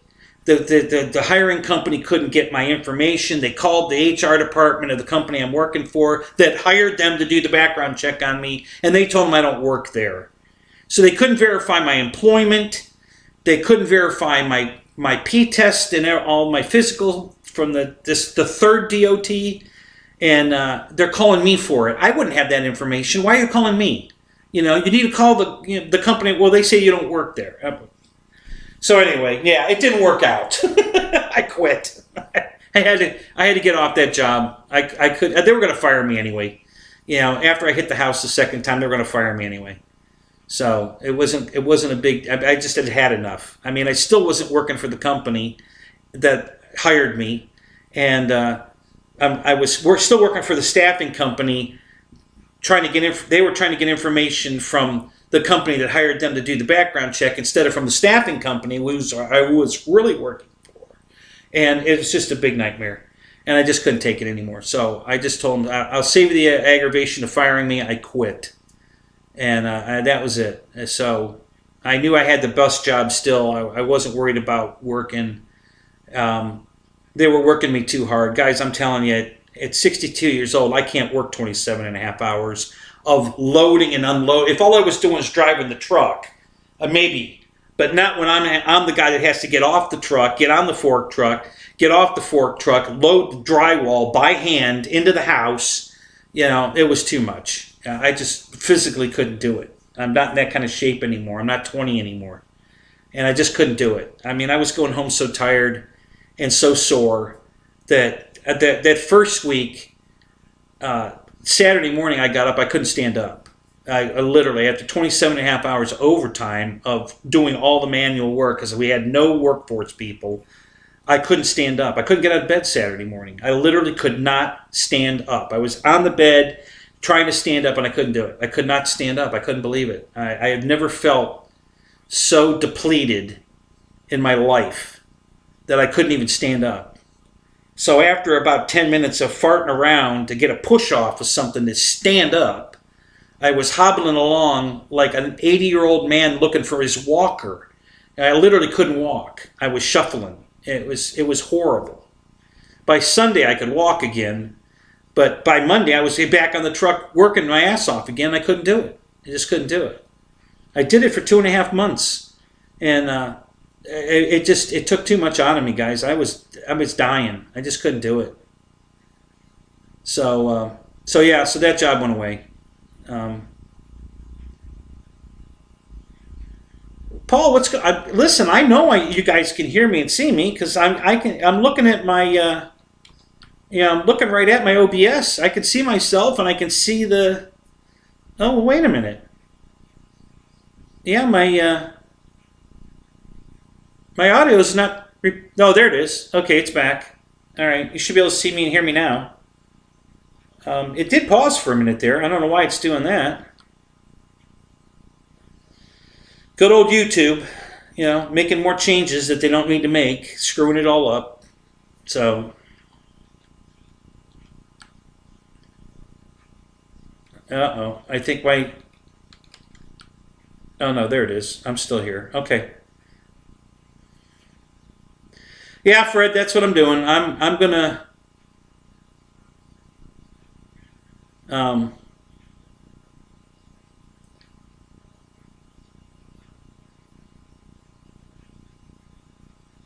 Yeah, well, Bill, I think all contractors do that. I think they all lie about their shit because they can't get people to come to work for them without lying. They got me for 2.5 months at a real discount. It was nowhere near the money they promised me because I was working for the staffing company, and I think they were purposely dragging it out just to get more work out of me at the cheaper rate. And then they lied about what they were going to pay me after the rate anyway, because now it's $1 an hour less than what they promised me, and I'm like, so yeah, it was a bad experience. It started out, I really liked it, but the farther we got into it, the more bullshit I had to go through, jumping through hoops to try to satisfy the staffing company and then the hiring company, and I still don't work for the real company. And the lower pay rate and all that was just too much, and then they aren't going to fix the truck. The truck I drive wouldn't pass a brake test, and none of the gauges but the air pressure gauge work on the truck. None of the gauges work. Nothing. There's 12 gauges on there. None of them work. Nothing works. The fuel gauge works for about 15 seconds when you first turn the truck on. It shows how much fuel's in the tank, and then it goes to zero. And it stays at zero the rest of the day. It's just stupid, and they won't fix it. And I was going to end up getting full-time hired, and then go to do my first pre-trip, and it fails the pre-trip, and tell them I can't drive this truck. It's not roadworthy, and they're going to get mad because I won't drive the truck that everybody else will drive. I don't know why these guys are putting their CDL license on the line like that, but I'm not going to do it. There's no way. I'm not doing it. I had a problem at the bus company. I did a brake test on a bus that they knew was bad. It failed the brake test instantly, and I went inside and told them that, and they looked at me and said, "Yeah, the parts are on order. It needs airbags. We know that. The brakes work fine, and they do. The air pressure stays up, but they had to turn the compressor volume way up to overcome the leaky airbags." And I was like, okay, I wasn't real happy about it, but I understand. If you can't get parts and you got to, the bus needs to be running. The brakes were working, and the air brakes, if they fail, they lock up. When the air, that's the whole thing between an air brakes thing, is you don't lose control of the brakes, you lose the control in not having brakes. I mean, they just apply and stay on. The air pressure takes the brakes off. So if you lose air pressure, it applies the brakes and the bus stops. Okay, well that's safe. Maybe it's going to stop in the middle of the road, but it's going to stop. I'm not going to lose control of it and it's going to run away. It's going to stop. So I wasn't too concerned about that. And since they told me that, we have the, and they thanked me for, so they were trying to be above board, but they were, pushing the rules. Yeah,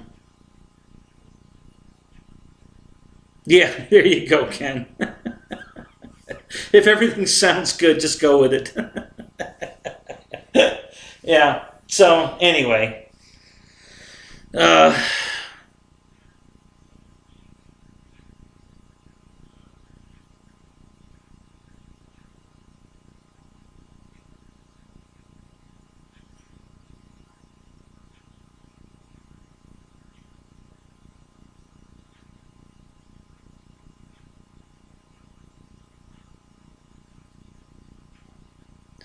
Yeah, pretty much, Ken. My head still tells me I'm 18, but my body has been telling me lately that, go fuck yourself.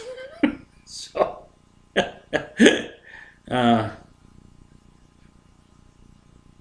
okay, Paul, good. I'm glad you're back. I'm glad you can see me now. So, yeah, so that's been a problem. But, yeah, they were working me to death, guys. I mean, holy crap. Listen, I impressed them all. They couldn't believe at 62 that I was working right alongside them, and nobody had complaints. They asked everybody I worked with, how did he do? And he's like, holy crap, dude. He keeps right up, keeps right in pace with us, box for box, board for board. He's not, he's not a problem at all. And it impressed everybody there that I could work that hard at 62, but it was killing me. Inside it was killing me. At night I was in so much pain, and I was so tired. I mean, literally I got home and I fell asleep before I could even eat dinner. If I threw something in the microwave, I was asleep before I got it out of the microwave. So yeah. Oh God, I think I just lost it again. My live feed went away. Yep, it dropped it again. I don't know what the hell is wrong. I don't know if this is YouTube or my laptop. I really don't. I thought when I put this new battery in this laptop, because it's not doing that anymore, it used to keep the charger would kick off and back on. The screen would go dim and then bright again because the charger was overworking trying to charge a bad battery. So I replaced the battery, and it's not doing that anymore. And I thought that cured this issue I'm having now, but it's still kicking me off. I don't know why. I'm getting that phantom push that shuts closes the screen, and I don't know why. I don't know why it's doing that. It's weird. Very weird. All right, so I'm almost back. Hold on. Can't read the chat. So I know you can hear me. It still shows me live, but the studio is closed, which is where I watch, where I read the chat. And so the studio's coming back now. So I should be back up here in a second. Yep, I'm back. Okay.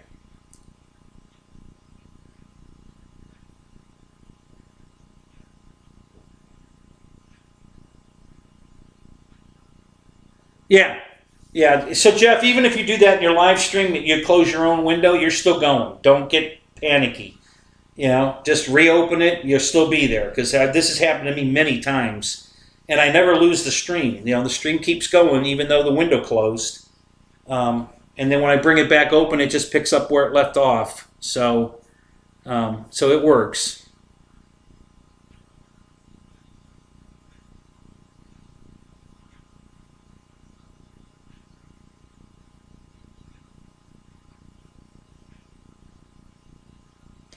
All right, hey Lewis. It depends on what time you want to go, what I'm bringing, because I need to do. If I'm bringing the Spitfire, I got to balance the prop before I leave in the morning. And if I'm not bringing it, I can just leave. So let me know. I'm not going to bring the King Air because I ain't got time to screw with that landing gear. It's going to take too long. I'm not going to bring it. I'll have the Yak, and I won't have the C-130 either. I don't have a nose wheel, so I won't have that. I'll have to throw something else in the trailer. Maybe you know what I think I'm going to bring? I want to fly my MiG-29 again, so maybe I'll bring that. Try that out. I think I want to fly that again. So anyway, I don't know what time you're getting up. Let me know. Either text me or whatever, and I'll just go by that. I have to. Of course, I'm at my ex's. I got to go home to get the trailer. But all right, sounds good. Yes, the Arrows MiG. Yep. Yeah, I haven't flown it in a while. I really like the plane, guys. The only thing I don't like about it is the flight time. I can't get, I don't like this 3-minute, 4-minute kind of flight time on a jet. You guys know me. I like to cruise and get long flight times. The guy on the internet, and his handle is Pay It Forward. That's Brad. He was timing, or not timing me. He was spotting for me up in Birmingham. And I was flying my F4 Phantom, the E-Flight F4 Phantom. It's an 80 millimeter. 9.5 minutes. He stood right next to me, couldn't believe it. He's like, and I said, does it look slow to you? He goes, no, it's flying great. He says, how long have you been up there? And I looked down, and I said, well, I think we're at 7 minutes right now. And I'm still going. And he's like, holy crap. So I landed at 9.5 minutes with that. It was a... I forget what battery I had in there. I think it was the 5000 Smart Pack, I think.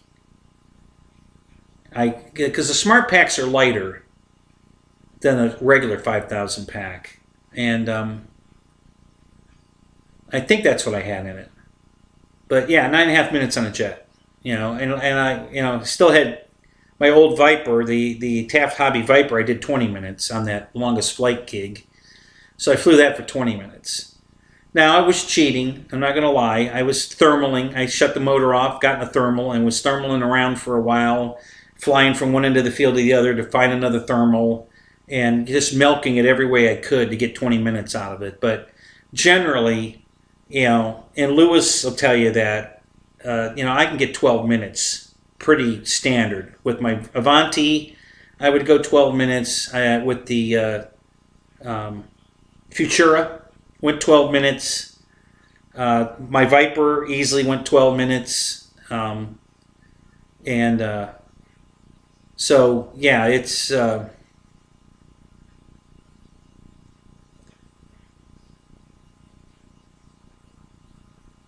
right, Brian. Hey, buddy. Happy Thanksgiving. Have a good night. So yeah, I 9 to 12 minutes is pretty standard for me on a jet because I don't go wide open the whole time.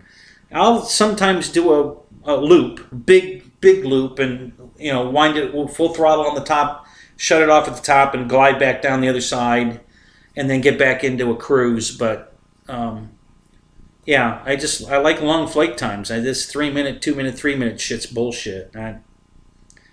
I don't, and that's why I stopped flying the MiG, because the last time I flew it, I was only getting 3 minutes even in cruise mode, and I just think there's not enough wing. I think the plane weighs too much, even with a smaller battery in it, than the wing can support. So you have to actually fly it a little faster than I would like to fly it to keep it in the air, and so you burn battery too fast. So I'm not a huge fan of that particular MiG. I love the scheme of it and everything. It's a good looking airplane. It just, I think the wings need to be bigger.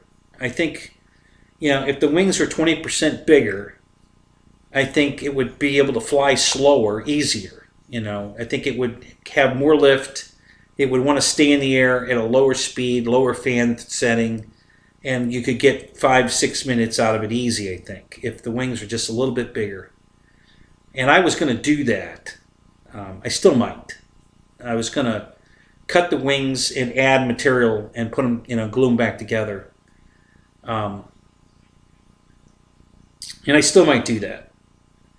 I was going to cut the leading edge off, add a square piece of foam the length of the wing and the wing tip, and then glue the tip back on and the leading edge back on, and then sand the foam I put in there to match the contour of the nose, the rounded nose in the wing, and then go fly it and see if that helped. I still might do that. I don't know. We'll see. Just another one of my projects that I may or may not do.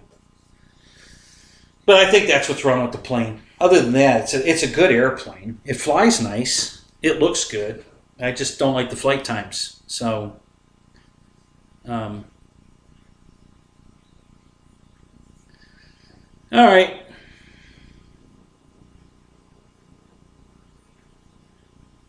Yes, Ken, I'm hoping to get back on Sunday as well. This Sunday, I'm hoping to do a show Sunday. If I'm flying Sunday and I go late at the field, I might be late getting on, but I'm going to still try to be on Sunday night.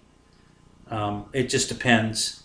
Playing it by ear right now, with things up in the air, the job and things, personal things in my life. I'm not 100%, but my plan is to be on Sunday night as well. I'm going to keep doing the Thursday and Sunday. For now, that's my plan. So, I think I talked to David yourself once. I'm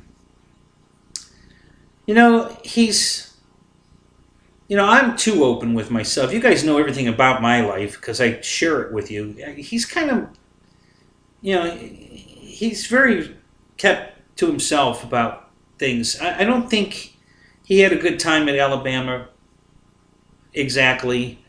And I think he's got some personal things going on in his life right now. I don't know what. Rogers, hey, what's up, man? Good to see you, buddy. Happy Thanksgiving. So yeah, I'm a little worried about David yourself. I think he's going through something, but he won't say what it is. I tried to talk to him at Alabama, and I could tell he didn't want to talk about it. He spent most of the week sitting in front of his little tent with his boxes of airplanes he was trying to sell, and that's about it. He flew a couple times. He crashed one of his planes, and he just seemed depressed. I was glad he moved over next to me. I told him to. He said, "Where are you?" He said, "Well, I was down in there." I said, "Bring your shit up here and put it up together right here." So he did. So he moved in next door to me so he could hang out with us.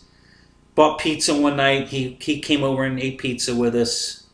I had Greg Nolan, Roland on the other side of me.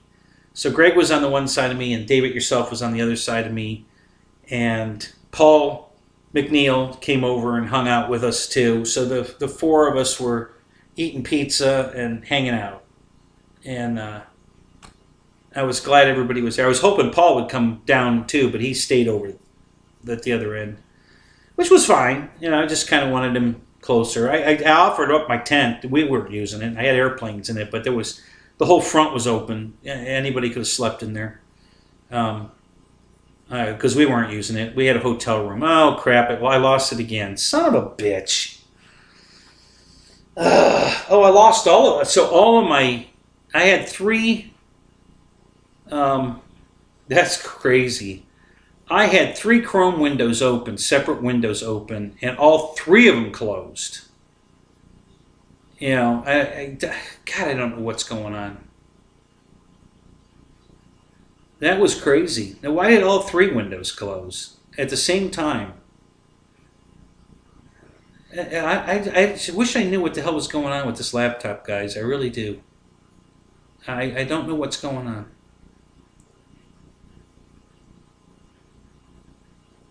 It's pretty crazy. You know what? I'm just going to open... I'm not going to open the... Well, I better open it anyway. But I'm gonna watch it like you guys are. I'm just going to watch my own channel. But I'm not going to open the... Well, I better open it anyway. Okay, well now we're going to get an echo. Hold on a minute. I got to kill the speaker. I'm going to watch it like you guys are. I'm just going to watch my own channel. But I'm not going to open the... Well, I better open it anyway. Okay, well now we're going to get an echo. Hold on. Alright, so what's going on? I muted it and it's still talking. How the hell is that happening? I'm going to watch it like you guys are. I'm just going to... Oh, great. Now it's... Oh, this is hilarious. Okay, hold on. That's weird. Oh, God. If it ain't one thing, it's another.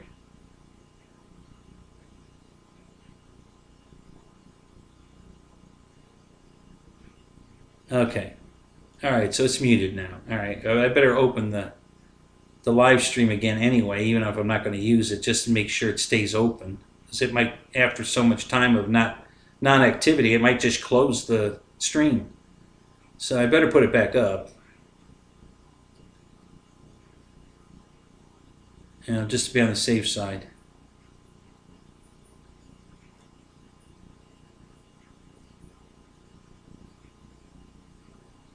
Okay, all right, so now I'm watching it like you guys. Ethan's here. Hey, good to see you, Ethan. Happy Thanksgiving, buddy.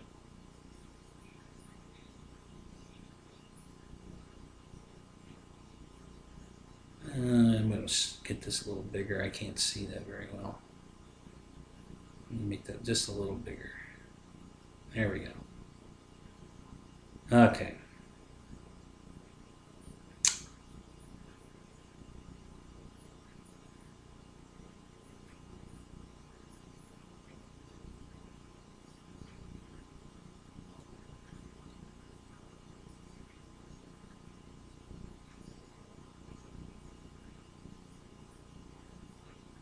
All right, let me check and make sure. Let's see.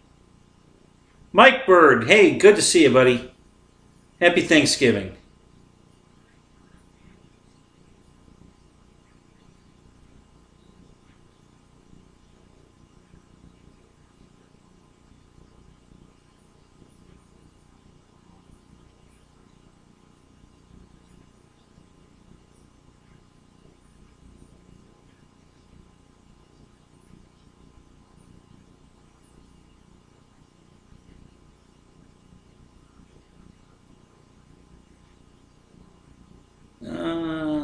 I'm just checking over to see if I missed anything in the chat.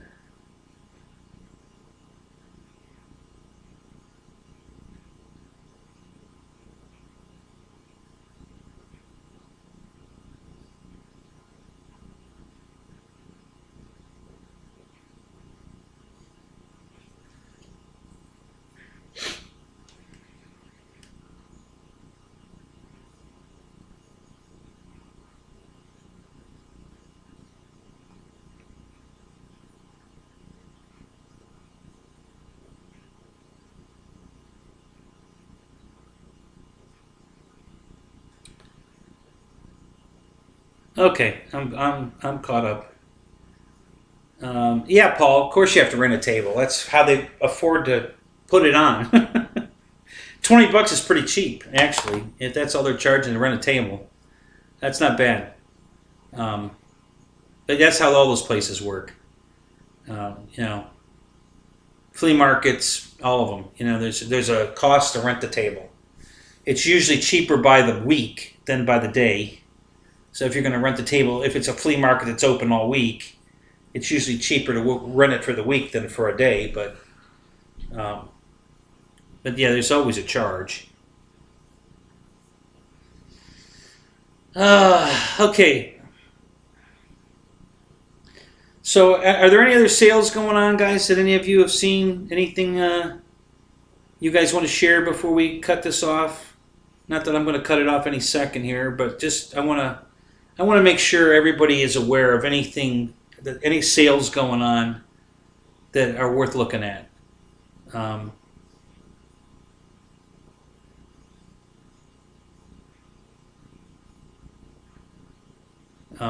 Horizon's definitely got some stuff on sale. Tower's got stuff on sale. Banana's got stuff on sale. Hobby King has stuff on sale. Who else have I been to? FMS, not so much. They got a couple of deals.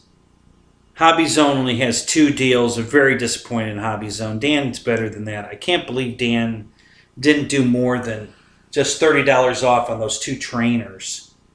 I would have liked to see at least a $30 off, you know, site-wise. I mean, anything on the site, $30 off would have been decent, you know. But $30 off the 2 planes he picked is pretty sad. I'm a little disappointed, Dan.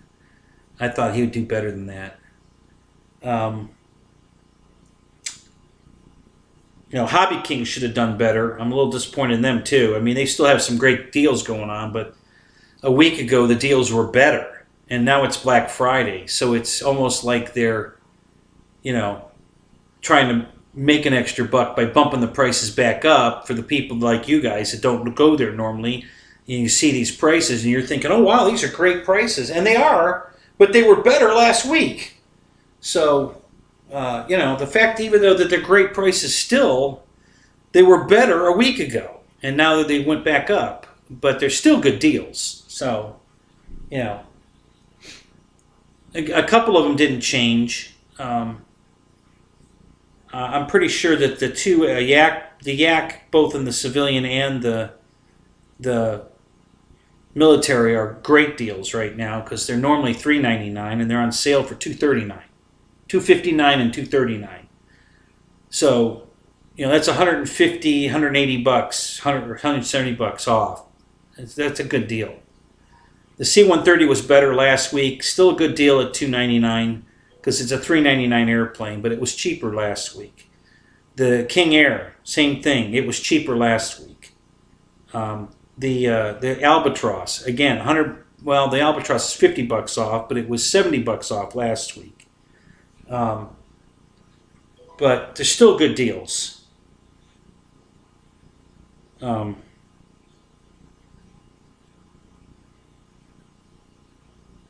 They were just better last week, you know, and Black Friday's this week. You would think they would do the better deals today, but Hobby King decided they're going to try to make a couple extra bucks. So, you know, if you weren't on the website last week and you see the prices today, you're like, wow, these are great deals. And they are.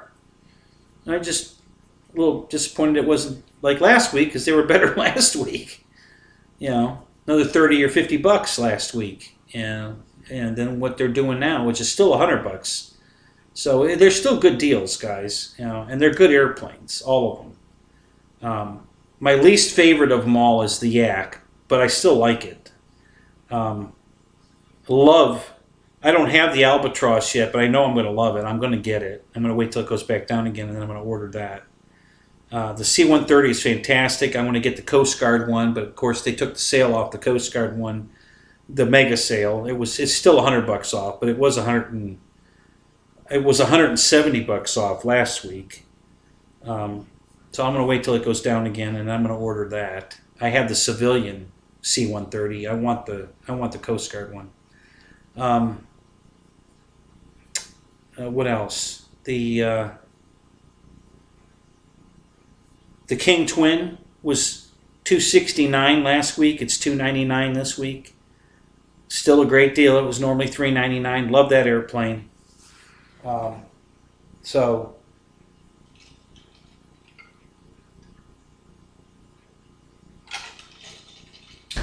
there's still some good deals out there. Unfortunately, Horizon and Tower didn't really put any airplanes on sale. You know, most of their sales stuff. There's a couple that are decent deals, but their big deals is all surface stuff. They're really discounting heavy on some surface stuff.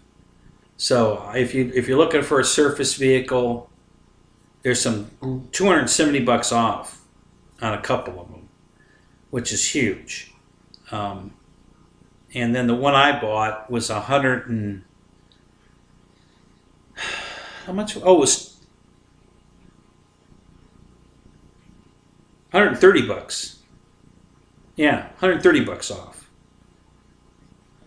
It was $199, and I with my points and the tax combined, I was even cheaper. I got it for $197 shipped. It's normally $329.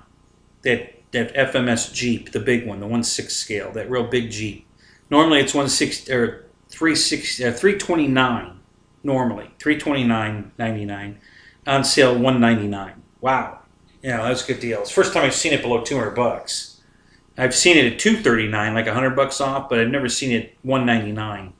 So this is the cheapest I've ever seen it, and I pulled the trigger and bought it. I'm going to buy. Banana Hobbies has some deals, really good deals right now. Check those out. I know if you don't like banana, I'm telling you guys, just give them a try. You know, yeah. How much are you losing on a $200 plane, $250 plane, whatever? 6-channel, retracts, flaps, full Monty, plug and play. Take a shot. Try it. Just try it. All right. I think you're going to be happy. They're really making some good stuff.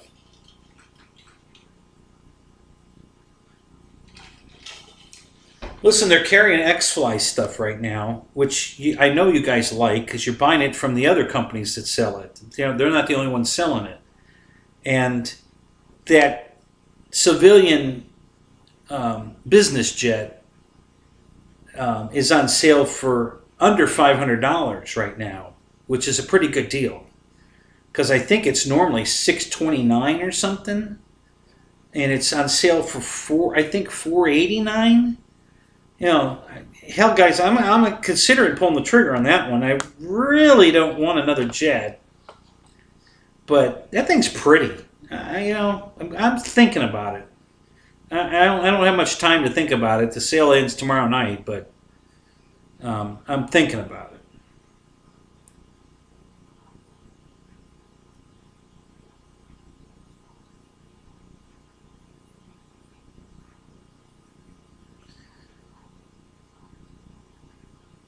Yeah, Mike, I'm telling you, there's some good deals, guys. Check them out. Yeah, X-Fly, quality stuff, right? So that business jet that was $600, you know, is on sale for $489, I think it is, under $500. So that's a pretty good deal.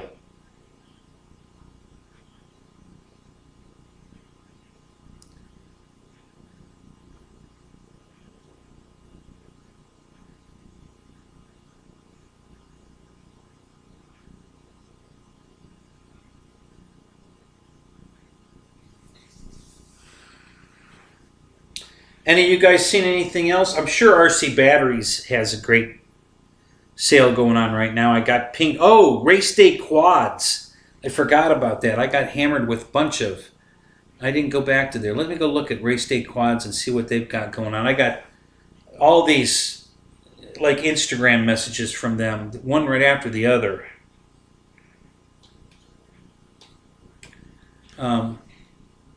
I forgot to go back and look at that. I opened the page, but I didn't get back to it to look at it.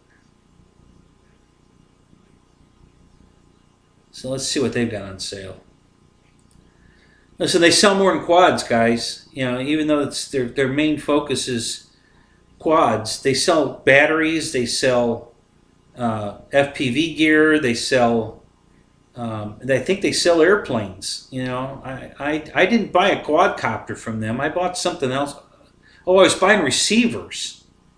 I bought a bunch of Radio Master receivers from them super cheap. I mean super cheap. They were $11 a piece. I think I bought 25 of them. At $11 for 6-channel. I'm going to say they're telemetry capable, but not full-blown telemetry. The only thing the RSSI signal, and I think the pack voltage was the only thing the telemetry will recognize, which is better than nothing, but it's not the full-blown telemetry I can get from the other stuff. But you know, $11, you know, pretty cheap. So let's see what they got on sale.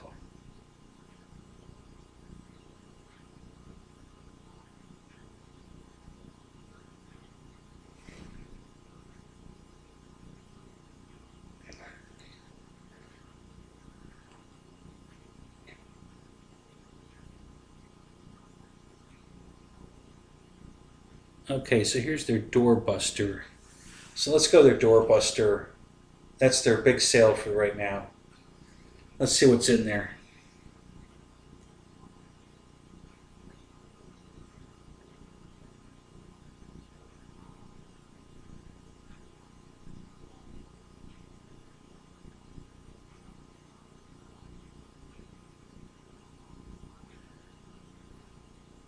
Wow.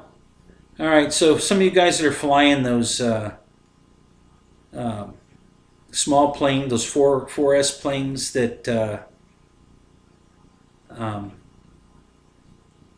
Horizon is selling. I think Horizon does too. That jet, that new F-14 uses a 4S battery.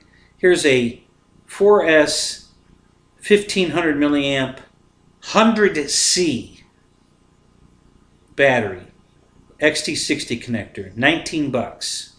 Wow, that's cheap, guys. For a 4S, you know, that's a cheap 100C. That's a good price on a battery.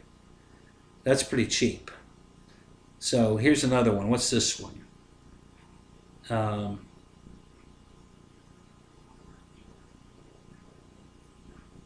Another 4S 850 milliamp for $13. What's the C rating on that one? 60C. That's more of a quad battery than an airplane battery when you're getting that small. But yeah, a bunch of batteries on sale. They got any 3-cell 2200s? That's a standard.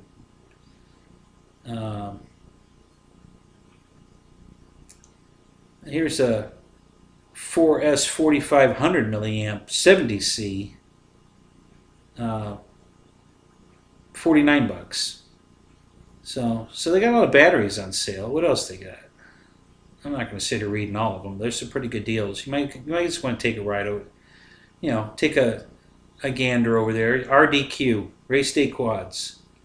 RDQ will get it there. You just put in the Google RDQ and you'll be there. Cameras.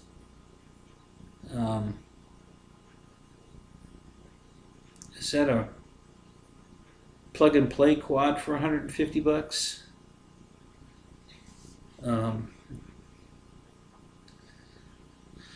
me see if they have any of my Radio Master receivers on sale. I need some more.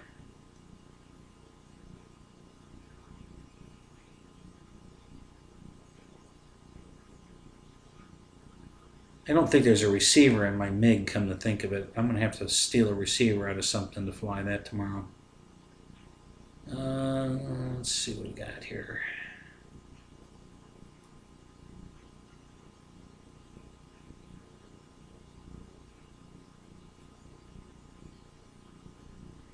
Got some motors on sale.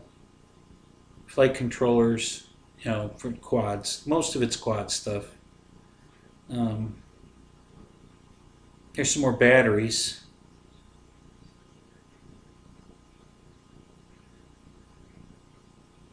Wow. Okay, guys, here's one. Listen to this. This will blow your mind. 4S 1500. 100C. XT60 connector. 3 packs. Okay? 3.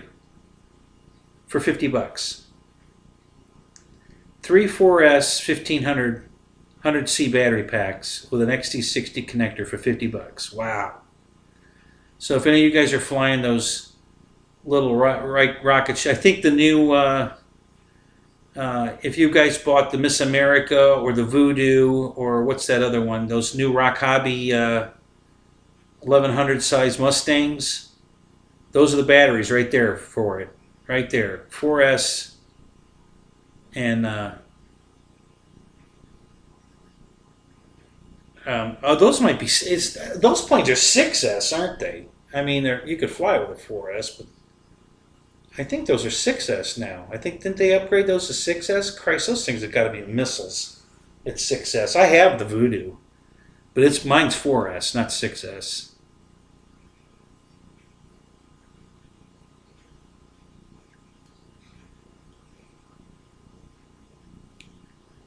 Okay, let's get back to the Zoom here, or the chat, I should say.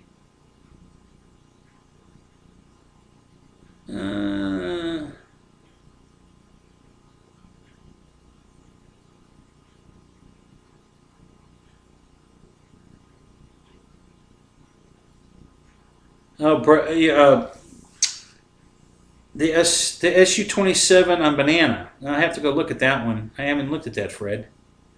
I'll have to go check that out.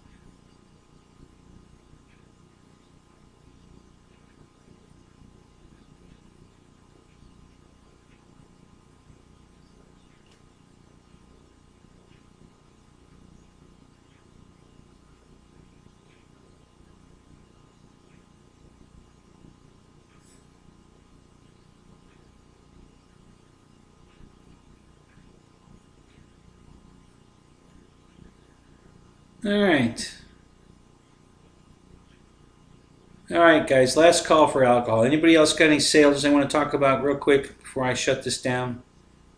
3 hours is enough. I think we're gonna shut this down here pretty quick. But if any of you guys have another sale you want us to look at, something you've seen, let's hear about it. I'd really like to see what's going on with it. I really want you guys to save some money. Let's take advantage of these sales while you can, guys.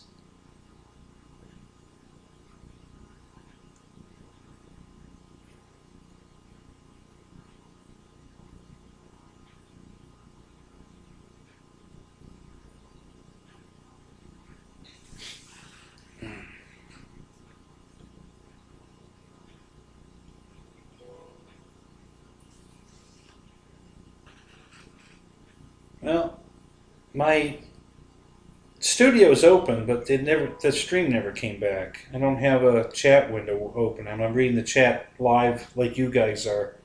My studio won't bring the chat window up. I guess I can do a refresh, see what happens.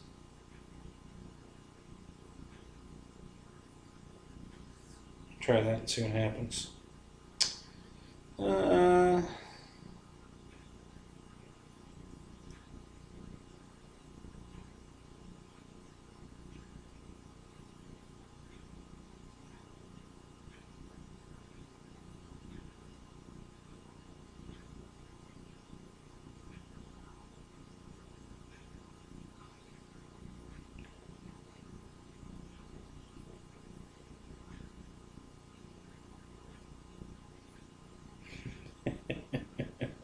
That's pretty funny.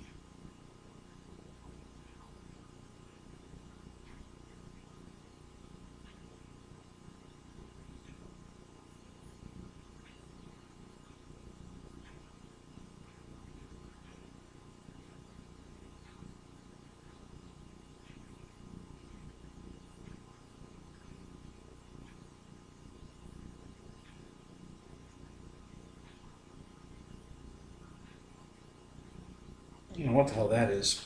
All right. Oh, it's back. Okay. Micah, what's up, buddy? Hey, I'm glad you're here. I know you. I saw you earlier. I know you've been here a while. At least I thought I saw you anyway. Happy Thanksgiving.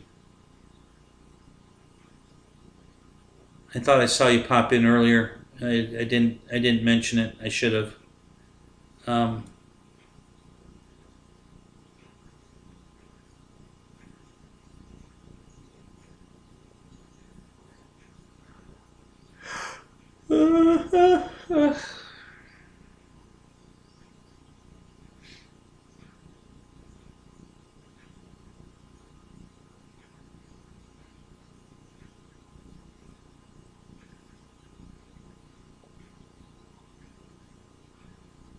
Thank you, Mike Bird. Appreciate it. Yeah, I hope we get some flying in this weekend.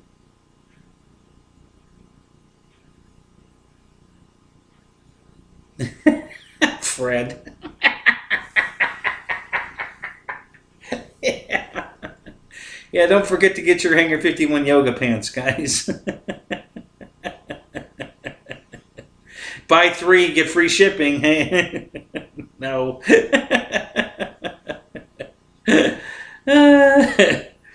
That's funny. You guys kill me.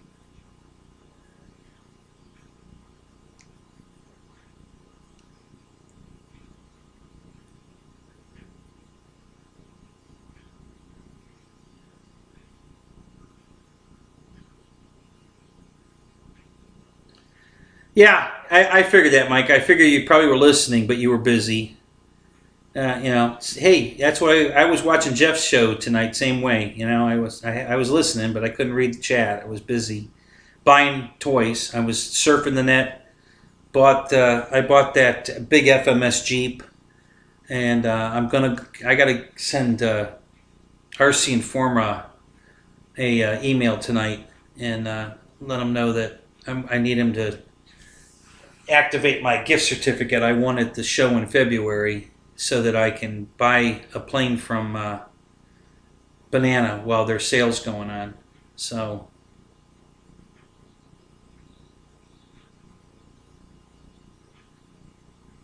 thanks, Fred. Appreciate it. All right, guys, I'm going to shut it down. Have a great night. I hope you guys enjoy the rest of your Thanksgiving. For you guys out there on the West Coast and in other countries that are behind us.